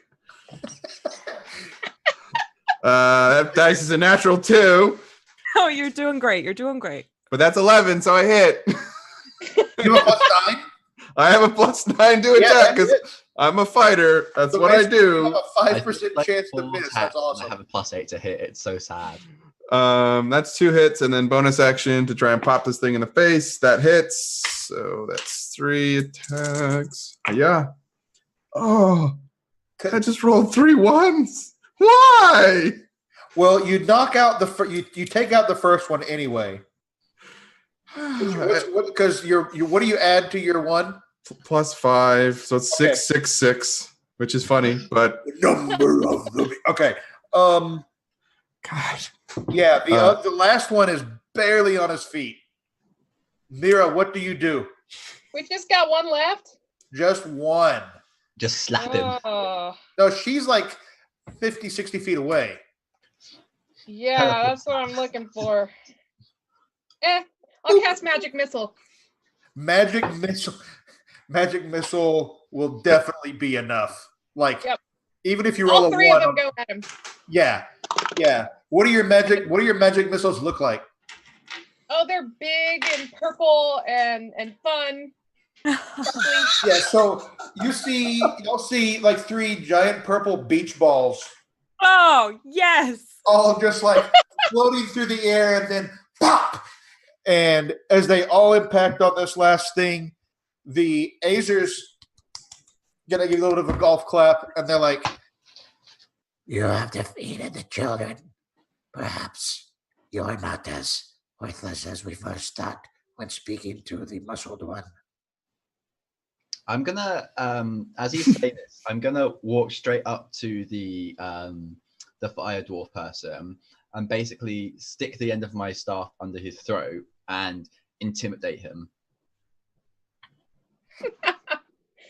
Yeah, give me an intimidation roll. Oh, 14. He's angry right now, so. Good. that's psychotic. He stares back at you and he says, "Do you really want to touch me?" Oh, no. I'm just gonna keep staring straight at him. Clay, leave off. You didn't attack. I just want to point out that the end of your staff is literally stuck into a beard made of fire right now.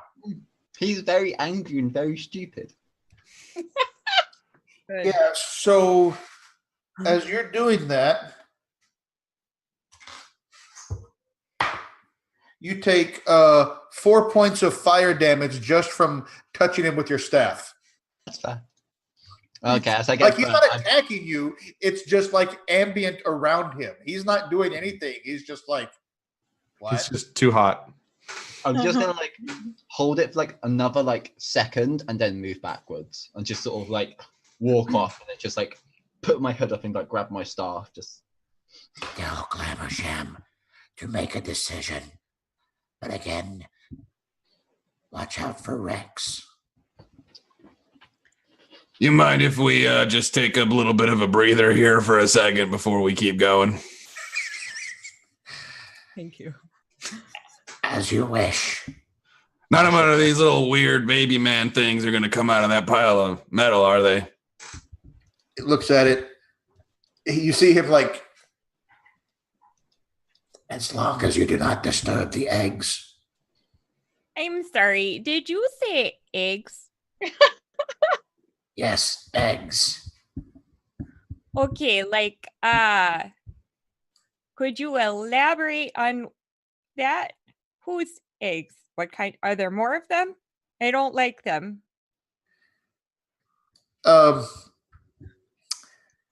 Beneath the scrap metal, pools of magma. Within the magma, the eggs of the lava children. Okay, we'll just stay back here then and not go near that because that's a big old nope. Would Can you I like- ask would you like- why? What? From time to time, a lava child will emit an egg.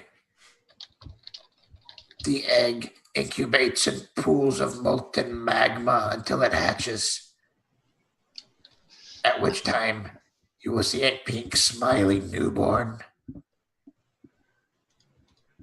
Oh, don't like that. But I guess my curiosity is more of why do you let them be here? They cause us no trouble. That must be nice. They are Can't relate. he's perhaps the word is cousins. That's a fucked up family tree, sir.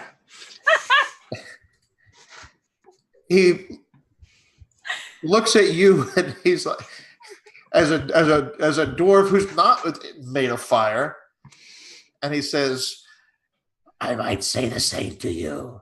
Who Nope. have I got no man babies in my family tree. I guarantee it.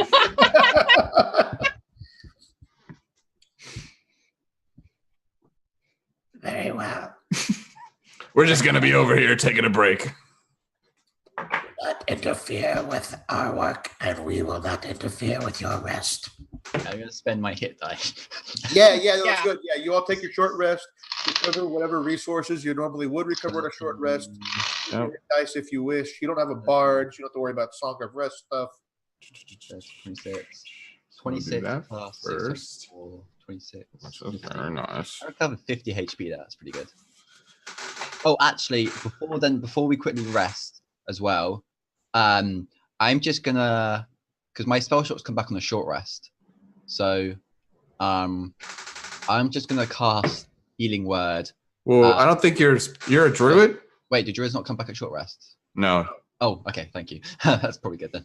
They can recover a few spell slots on a short rest once per day. Only if you're a circle of the land. I am. Okay, then yes. Yeah, Wait, no, but I'm normally I'm not. Sorry, I'm not Circle of Land. Sorry, no, I'm not. Then no.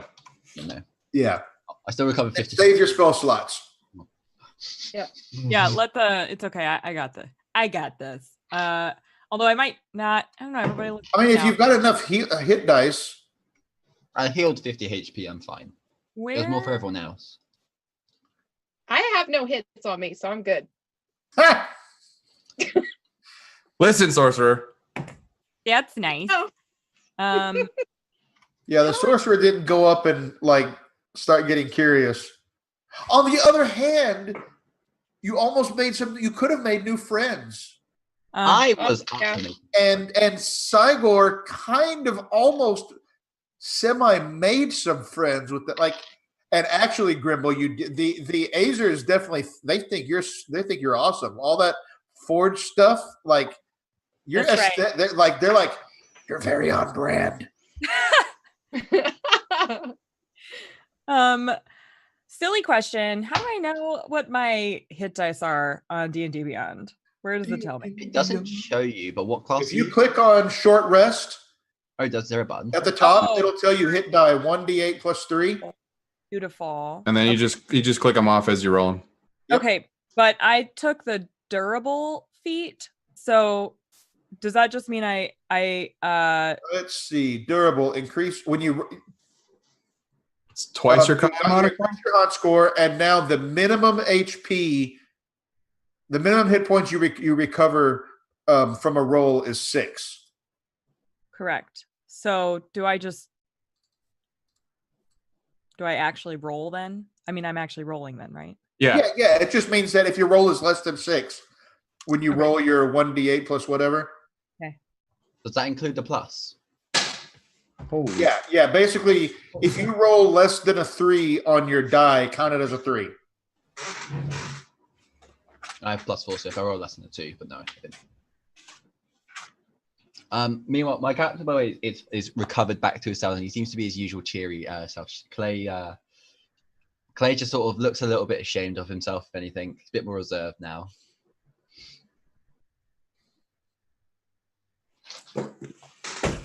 I mean, that's fair. Pop out. Fix that. Lock that in place. Yeah, Question. Oh, yeah.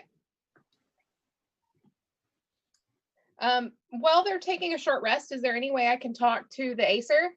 you can absolutely talk to the Azers. Can I try and persuade them to help us with any information for fighting the Guardian?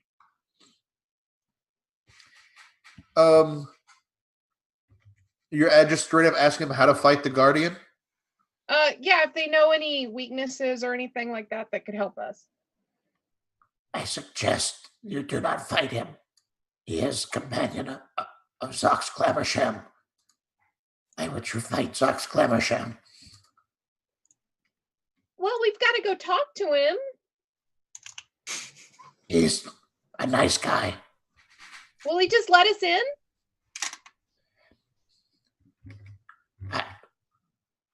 He looks confused. Just let you. Oh, you are trying to go into. I suppose it depends how nicely you ask. You've been very polite to us, so perhaps it will. You being polite with him will work. All right, thank you so much.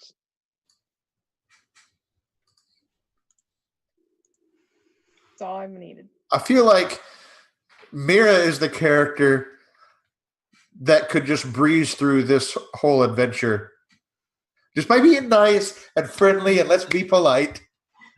You know, I got a +8 to persuasion too. I think that's fantastic. Yeah, in this case, like you don't have to persuade him. He's just like, you're so nice. Like just be not just keep being nice. Like it's that kind of it's almost like passive persuasion.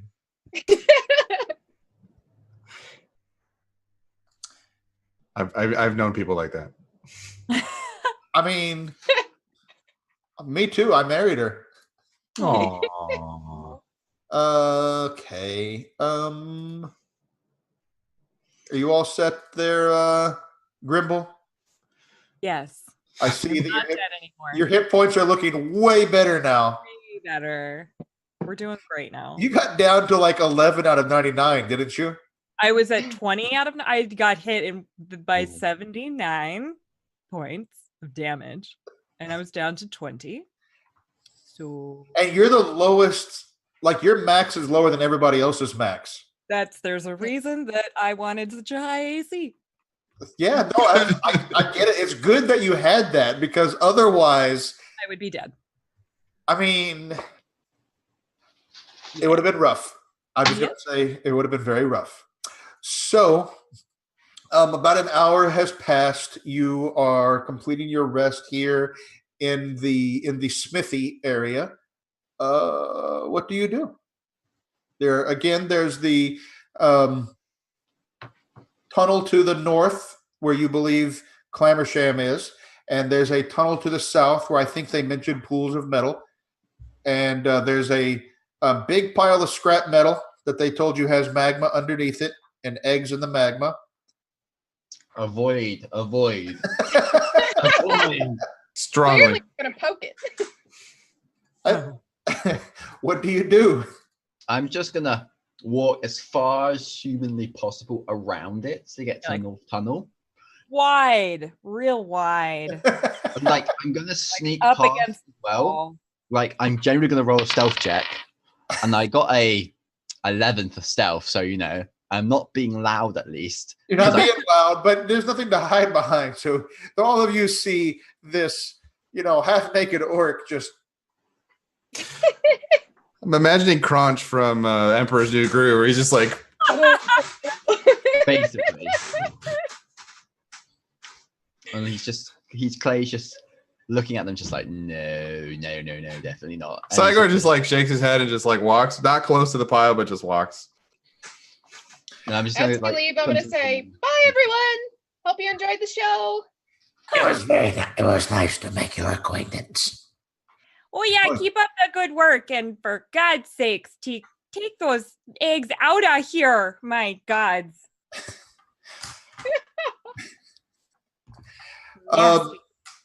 As you pass through the tunnel to your north, as you said, I believe, you come out into a similarly large cavern, perhaps the same, only slightly smaller in area than that first one with the arch.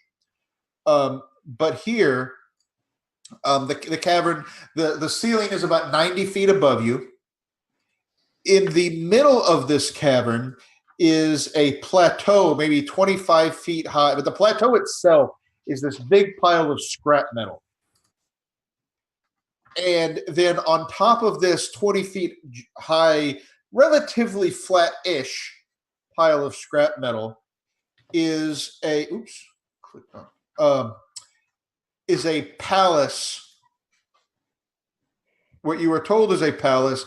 It's a pretty ramshackle building made of jagged metal plates welded together.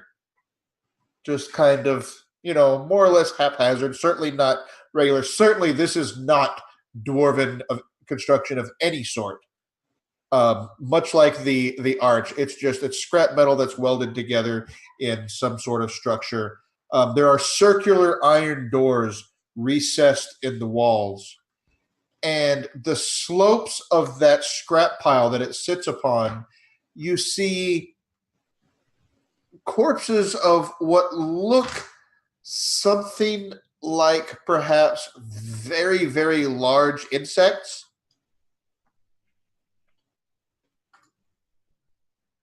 Like not mechanical insects, like definitely organic. Okay, dokie. That's odd. But they're not like, it's not like they're like impaled for display. It's just like these large insects with these long feelers were killed there and left there. Do they look real old? Are you getting close to check? Just I think I got it. Long feelers, huh? Very long feelers. I'm just standing at the back, just like feelers, not like the antennae that come out of the front. Nope. They don't. Sorry, what was that, Kyle? Are you getting? So you're a little ways away from them. Are you wanting to kind of, without necessarily like going up and getting into something, getting close enough to take a look at them? Yes. Do they look to be moving? They do not look to be moving at all. In fact, based on even from here, the injuries you can see that they've sustained, you don't expect they're ever going to move ever again.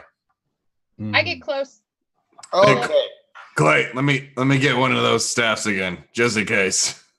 We'll just put it on. All right. As you, Mira, why don't you give me like a nature check? Oh, that's not a good one for me. Oh, hey, but I rolled real great. Let's see. Nature. That is an 18. 18. Yeah. No. You've seen these before. You're an experienced adventurer. You're not new to the world, and you know these as rust monsters. Mm-hmm. Ooh.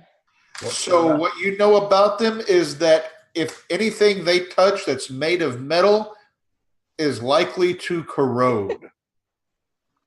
Okay. And in fact, now that you're looking, the part of the scrap metal where their bodies lay the area, that scrap metal around it is all like way more rusted than the rest of the rusty-ish scrap. Perfect. I'm not wearing armor, so it's great.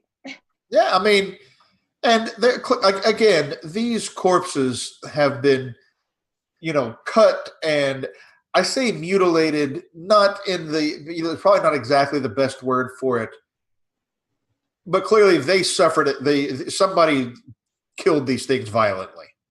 The rust monsters. The rust monsters, correct. Okay. I'm gonna volunteer that we don't go near these things. Yeah, there are pathways up that little plateau, like little trails that you don't have to go, just telling you that you see them there, that you know that they are there. But again, there's this building on the top of this plateau made of these jagged metal plates that are welded together. The doors are kind of circular, maybe 7 feet in diameter.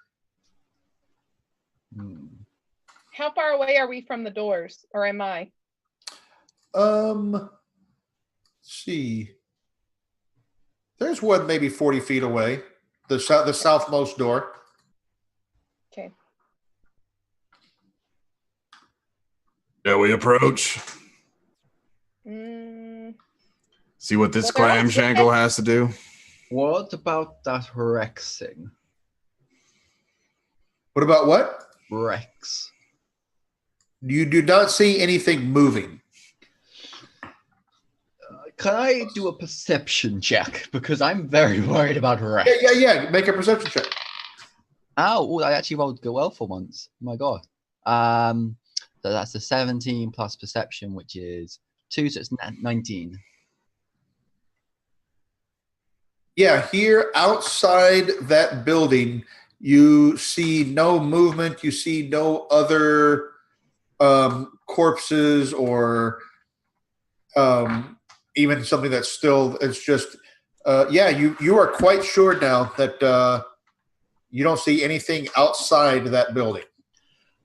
I recommend we try diplomacy because last time I don't want to fight little children again because those things were, in the words of Sargor here, fucked up family tree. Well, how about I go knock and we'll see how it goes. All right. Okay, I'm just gonna ready. Before I knock on the door, I'm gonna check for traps. Okay, can you give me a perception check? Yes, I can. That is a 20, not natural. You see, okay, so as you look at the door, let me describe the door in detail to you first. The door, as I said, it's circular. It's about 7 feet in diameter. It's made of riveted iron plates. It has iron handles, iron hinges, and certainly an iron lock. Each of the locks looks like a smiling gnome's face missing its nose. Like the keyhole is the nose. That's all. But it's smiling. It's happy. You just, as if the key would almost become a long protruding nose of the gnome. You don't see any traps, but there is a lock, and that's what you see. Before Mira, like right before she went up there, I'm going to take out this little vial and toss some water on my hand and boop her back, and cast bless, and then I'm also going to do that on Sigor and Clay. Oh, bless, very nice. As she actually goes up to the door as well, if she hasn't just tapped it just yet, I'm also just going to mutter a few words in Druidic and sort of just guidance as well. I'm very worried. I don't know I think they do. What does this all do for me? I don't like this door at all. So we're scared of this door. Guidance gives you up an extra D4 to your one ability check. Okay. And bless is a D4 to an attack or saving throw. Okay, good. All right. I'm gonna knock on the door. You're gonna knock on the door, you said? Yep. All We're all right. just like sitting here, just like I've got my Like, staff knock, knock. in the ready. I'm like like, hiding Yeah, and behind it's my this shield. it's this heavy metal door. So when you knock, it doesn't make a loud noise. Do you take something and knock with that? Oh yeah. Okay. Yeah, so now you hear kind of this clattering sound, clank, clank, clank. And after a moment, you see kind of in the wall, you see a little contraption come out, and it looks like a segmented, angled, like with several pieces, like little spyglass kind of, just like little pieces, several different tubes. Looks at you. The lens kind of, I wave at it. and then you see below that a little brass horn stick out, and you hear somebody say, Hey, hello. Hi. Can I help you?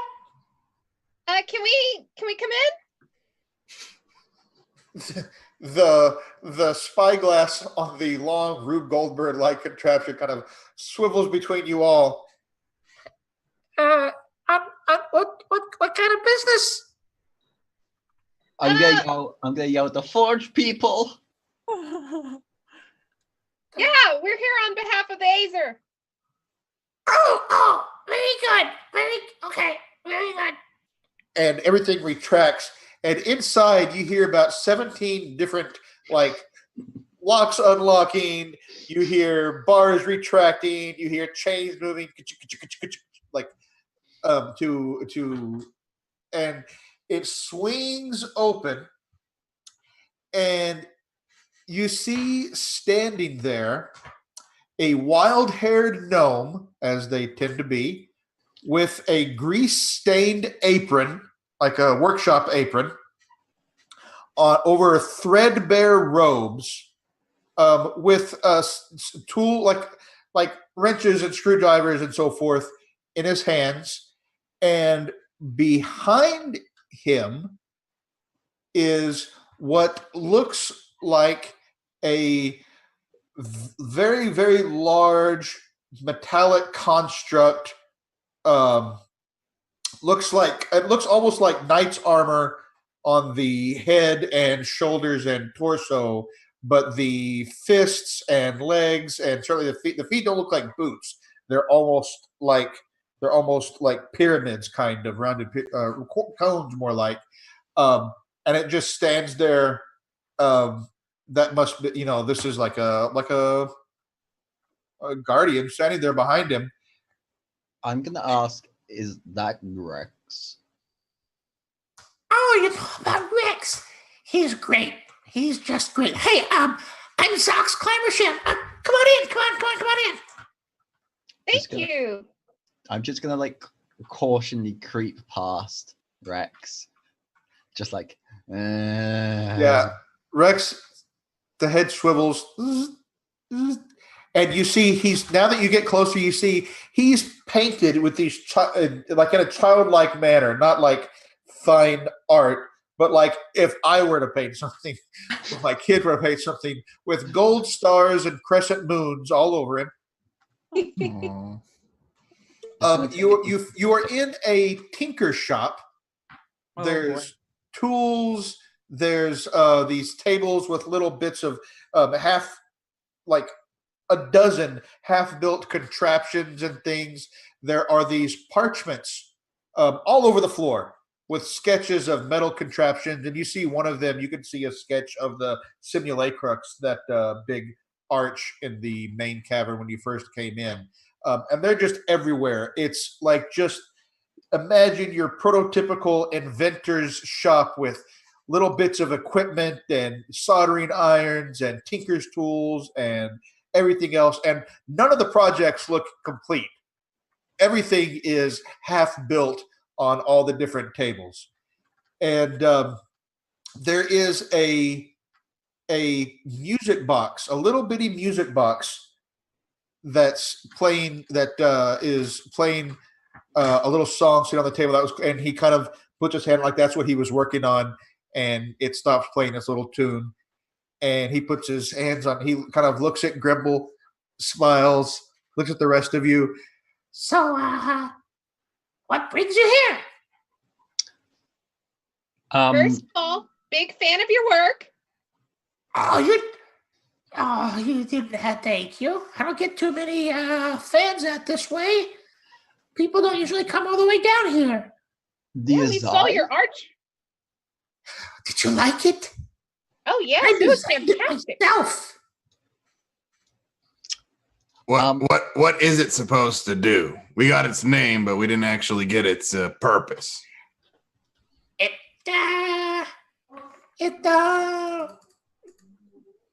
Well, it makes Scaladar. It's basically what it does. It makes them. Did you see my scorpions? My Scaladar?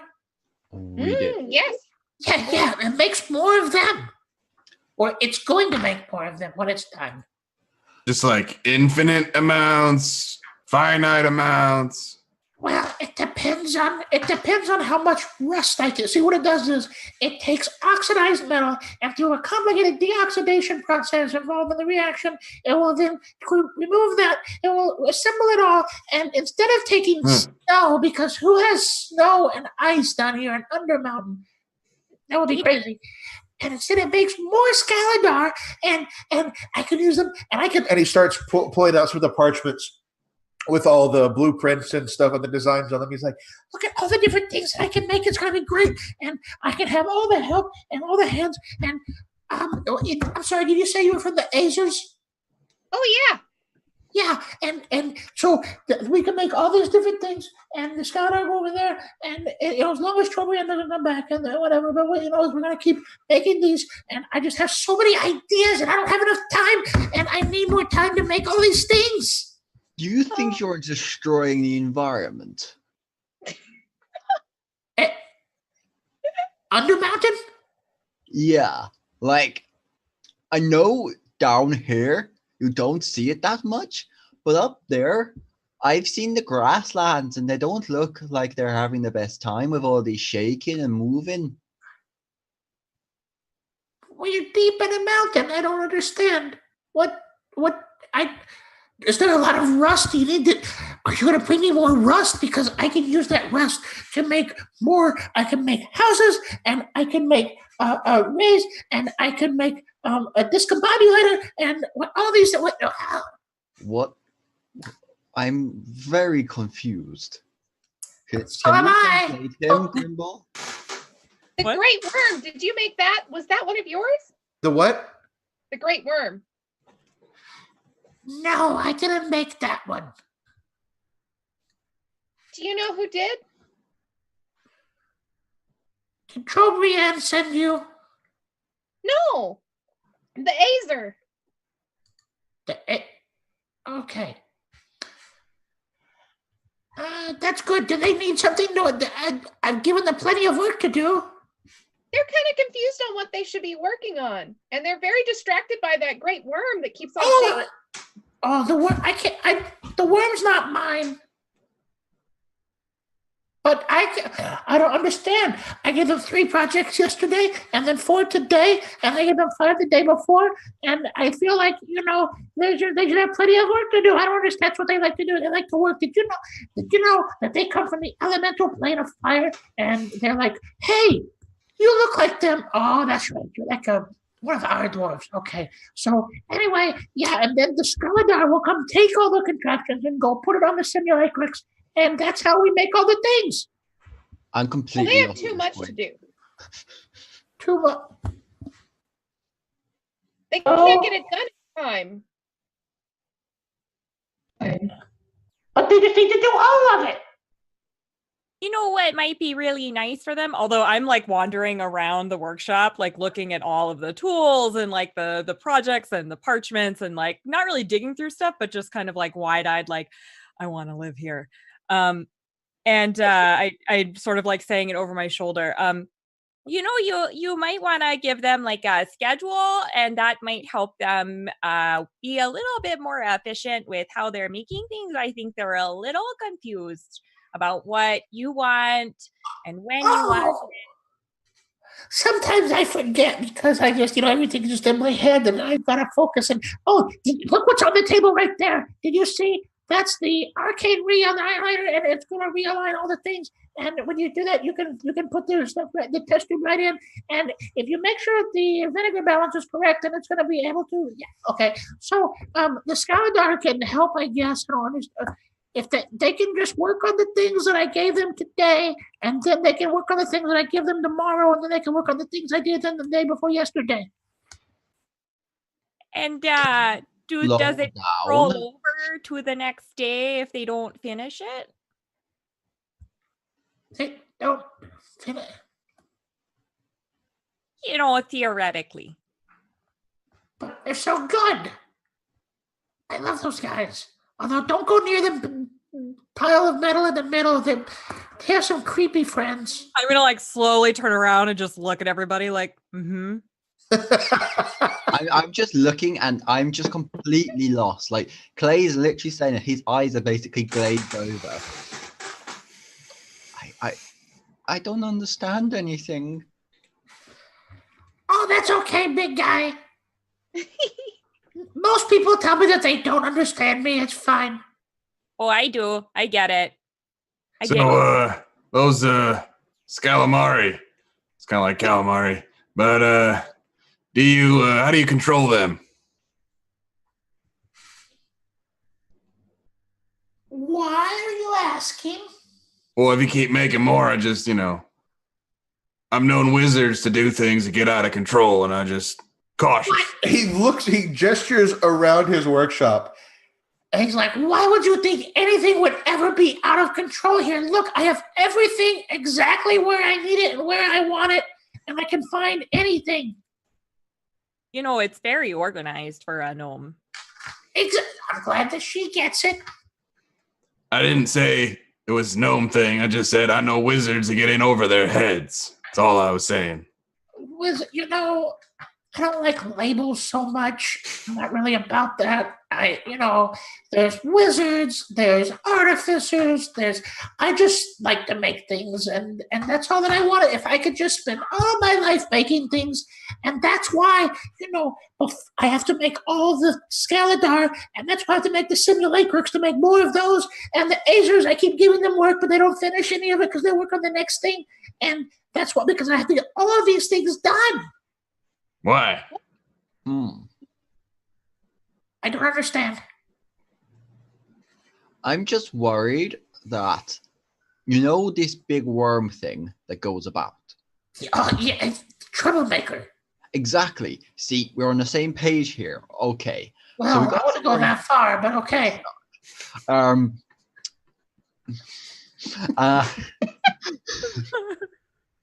Sorry. What if, okay, hear me out here. Hear me out. You're talking very slowly, so I'm sure that I can. I have been told I'm quite slow. Anyway, what if those things, what if your Scaladar become like the worm and start burrowing everywhere? I'm gonna make the worm. Do you have a stop button? But I don't know why everybody keeps asking me about that worm. I didn't make it. Well, it's because it's mechanical, like your Scaladar are. It is, but Trobriand made that one. Huh. And you see him kind of tapping his fingers together. The Scaladar are not going to be like that. No, I have them well under control. And if not, we have Rex. And he points up to the shield guardian. When you've been making this arch, has the great worm been more active or less active as of late? Hang on, let me see. And he goes and he starts flipping through one of his notebooks. And you find where he has like a little kind of handwritten spreadsheet. And he's like, well, if I do a logistic regression over the last 90 days, and then hang on, I do the sum of squares and find the standard deviation. I guess about the same. I guess it's within tolerances, within our confidence intervals. Well, because we weren't sent by anybody except for the people above. The ground's shaking harder and harder up there. People are worried that the earthquakes are going to start damaging things. Oh. Well, it certainly has caused me a little bit of trouble because occasionally, if the Scaladar haven't finished welding something on, it falls while they're working on it when that worm passes by, and that's frustrating. Yeah, so what I think we can do is if perhaps instead we find a way to remove the worm, and then if we remove the worm, and then we can keep working, I can build all my things, and everybody will be happy because the worm will be gone and I will be building, and that's all that I want to do is be left alone to build. We can help you. You would help me? Yeah, get rid of the worm. That's fantastic.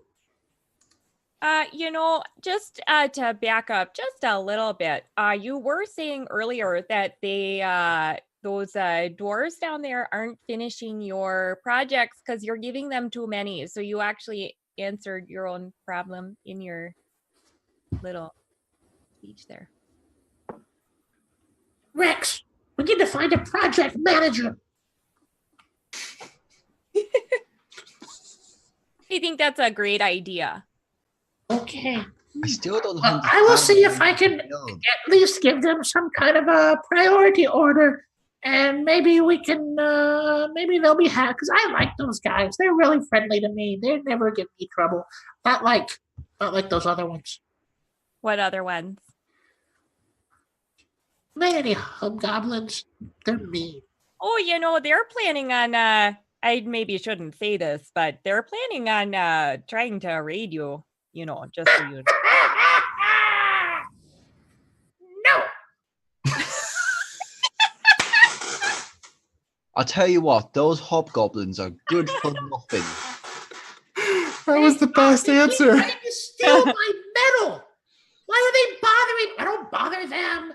They should stay down there on the next level where they were and not come in my house. I have a question. Everybody keeps talking about this Trobriand chap. Who the hell is that? Oh, well, Trobriand, he works. Do you know the name Hallister Blackcloak? Yep.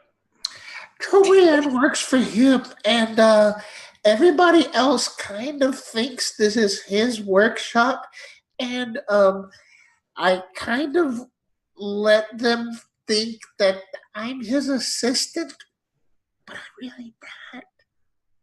I just like this place, and since he's not around, I use it. So you're stealing? Oh, listen, stealing is a word that only means something when there's like good laws and governments and all of that. Here, the metal mage is not very nice, and so Trobriand is Hallister or is an associate of Hallister? He works for Hallister. Okay. He's very grumpy. And he made this worm? Trobriand did, yeah, but he's not as good as me. That's why it's not under control. Or maybe it is. Maybe he wants to, destroy stuff. Oh my! That could be it! But wait, if we take it out, then maybe he's going to come investigate. So do we take him out? Yeah. Do you think? I don't know about that. I mean, me neither. I almost died to some creepy lava children, so I'm just... Told you not to go near that place, didn't I? Fallen here. Scrap metal because they're very creepy, and they seem like they want friends, but who needs friends when you have Rex? Oh, and I have another friend in here that you can meet. Who's that? Sounds like a dog. Badgie. Benji? Badgie. Badgie. Benji. Who's Badgie? He's my little pet. Here, let me show you. And he walks up to the door on the other side. Wait, no, this is No, and okay. he's gone. He's opening the door. It's gonna be a rust monster. You guys all know that, right? No. He opens the door, and there's this dingy bedroom with an unmade bed, a drafting table, and in the middle of the room is a giant badger playfully chewing on a stuffed toy. Is it a human? Is it an actual organic badger, or is it mechanical? Yeah, like no, yeah, it's an actual bed. It's not a construct. It's an actual flesh. Can I go up to it and interact with it? Do what? Can I interact with it? Yeah. Can I like stroke it? It's like druidy things. Yeah. You're gonna try to use like speak to animals or anything like that? I don't have speak to animals, funny enough, but I want to. No, it rolls over and it wants belly scritches. Oh, it's so cute. I'm gonna start scritching it. I'm gonna start fawning over it because it's nature, and I haven't seen nature in like a good few hours now, and I'm like just like organic things. And every time you stop for a second, it reaches up with this little paws, trying to bring your hand back down to keep rubbing his belly. By Moradin's whiskey sideburns, I did not think that was going to be a bad joke. And on this note, we're going to have to end for today, as much as I want to keep going. Only because we're at time. Otherwise, this is fantastic. I'm just going to spend the entire rest of the session cuddling that badger. I'm just going to put it out there. Yeah. So you can spend some time snuggling the badger until next week. Other than that, we can wrap things up. So next week we'll be back on the same time to wrap up this level and see where that goes. And so we're going to go around real quick. Those who have watched me before know so we'll do it just a very quick. Who you are, if there's anything that you want to plug that you work on. If not, that's no problem. And what your favorite moment today was. So we're going to go in reverse order from last time. So Matthew. Oh, hello where again. People can find you on the internet if you want them to, and what your favorite moment today was. Well, yeah, again, I'm on Twitter at Dallowit. I think my favorite bit today was actually the Azai. Is that how you pronounce it? Sorry, Aza, and the way that they were just kind of like casually watching and just commentating on the entire thing between them. Just like I really like this kind of thing. It was just like we're like fighting for our lives, and then they're just like, "I'll give you $50." That's exactly right. I mean, they're from a whole other plane of existence, so whatever. All right, Izora. Yep. I'm Izora. I'm on Twitter. I think my favorite part was getting to meet the gnome Tinkerer. He's just, and his answers and stuff, and how scatterbrained he is. I think I really like the character. I'm glad that you do, especially after everybody's been telling you to watch out for this guy. And you get there, and it's almost like people might have had their own motives. All right, Adam. I am Adam_J_Pearson, spelled like Pearson, not like a pier you jump off of on the internet. My favorite moment today was probably the ice storm. That was just really badass and did save our lives. So it was a pretty good moment. Yeah, if you had to grind through them one by one, it would have been a lot rougher. Yeah. Yeah, fantastic. And finally, my friend Emma. I'm Emma. You can find me at MK Hansen on Twitter. On Tuesdays, you can find me at Dice Priori for You're only on Twitter on Tuesdays? Is that what I said? Did I say Twitter? I meant Twitch. You know what I'm saying. It's fine. Yep, you can find me at Dice Priori on Twitch on Tuesdays. What am I saying? For our Dragon Heist game. And favorite moment today. Oh golly. Actually just seeing the Lava Children as terrifying and awful and horrifying as that was nice. Brought back some fond memories. Fond memories. Truly fond memories. Not PTSD at all. No trauma there. All right. So, I'm Kyle. You can find me on most social media as TechnoScald, and I write an occasional blog on D&D and Dungeon World and other RPGs at technoscald.me. And then I'm here on Variant Roles. I don't have a regular schedule, but I'm here a lot. Let's just say a lot. If you're here on the weekend, there's a good chance that I'm at least in chat, if not running the game on a Saturday.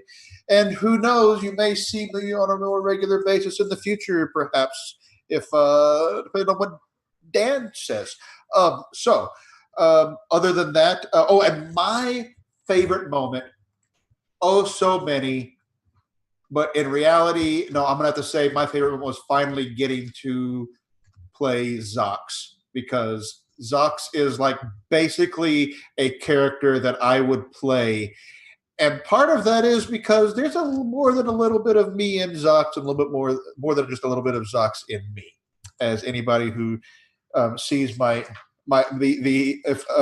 desk right before it's once a week cleaning could tell you, or my office and the whole thing. Yeah. All right. Well, other than that, so let's see what else on Variant Roles. So tomorrow evening, you can probably see the schedule here on Twitch. Tomorrow evening at 8 p.m. Eastern, 7 p.m. Central, because I'm on Central Time, because I have to think of it, is Urban Shadows, which is a Powered by the Apocalypse, fantastic kind of modern fantasy surrealism, not surrealism game. Tonight, in about 4 hours, is Invisible Sun, which is surrealism, and Dan Gaston, who's running tech for us right now, and it runs that, and it's fantastic. Everybody should check it out and come hang out. That one is very much, I will say, Variant Roles After Dark. So it's all, nothing explicit, but there's, with demons and sex and crime, and it's kind of a soap opera. Anyway, it's fantastic. It's really good. It'll make your Saturday night. And then we have more Dungeon of the Mad Mage on Mondays and Wednesdays in the evenings, 9 p.m. and 8 p.m. respectively, again, U.S. Eastern Time. And then we'll be back here next Saturday. We're getting close to the end of this particular campaign, this kind of 3 times a week, different levels, different people every level, and so forth. So that will be coming to an end. But keep your eye on Variant Roles Twitter and, of course, Twitch here to see what comes next, because there are lots of fun things in the works. If you are interested in being part of the community here, it's a very warm, open, inclusive, tolerant, accepting environment. And just ping Variant Roles on Twitter and sign up for one of the sessions. We've always got things that we're looking for people to play in. So if you've never been on a stream and you just want to come hang out, this is the way to do it. As Matt and Zora can tell you, this is their first time with us today. And we're happy to have new friends, because that's how we make new friends. Thanks again to Dan for running tech for us today. That's fantastically helpful, because it lets me focus on running the game and not on that, although I'll probably have to take off the training wheels at some point. And other than that, thanks everybody, and we will see you next Saturday. Thank you. Bye.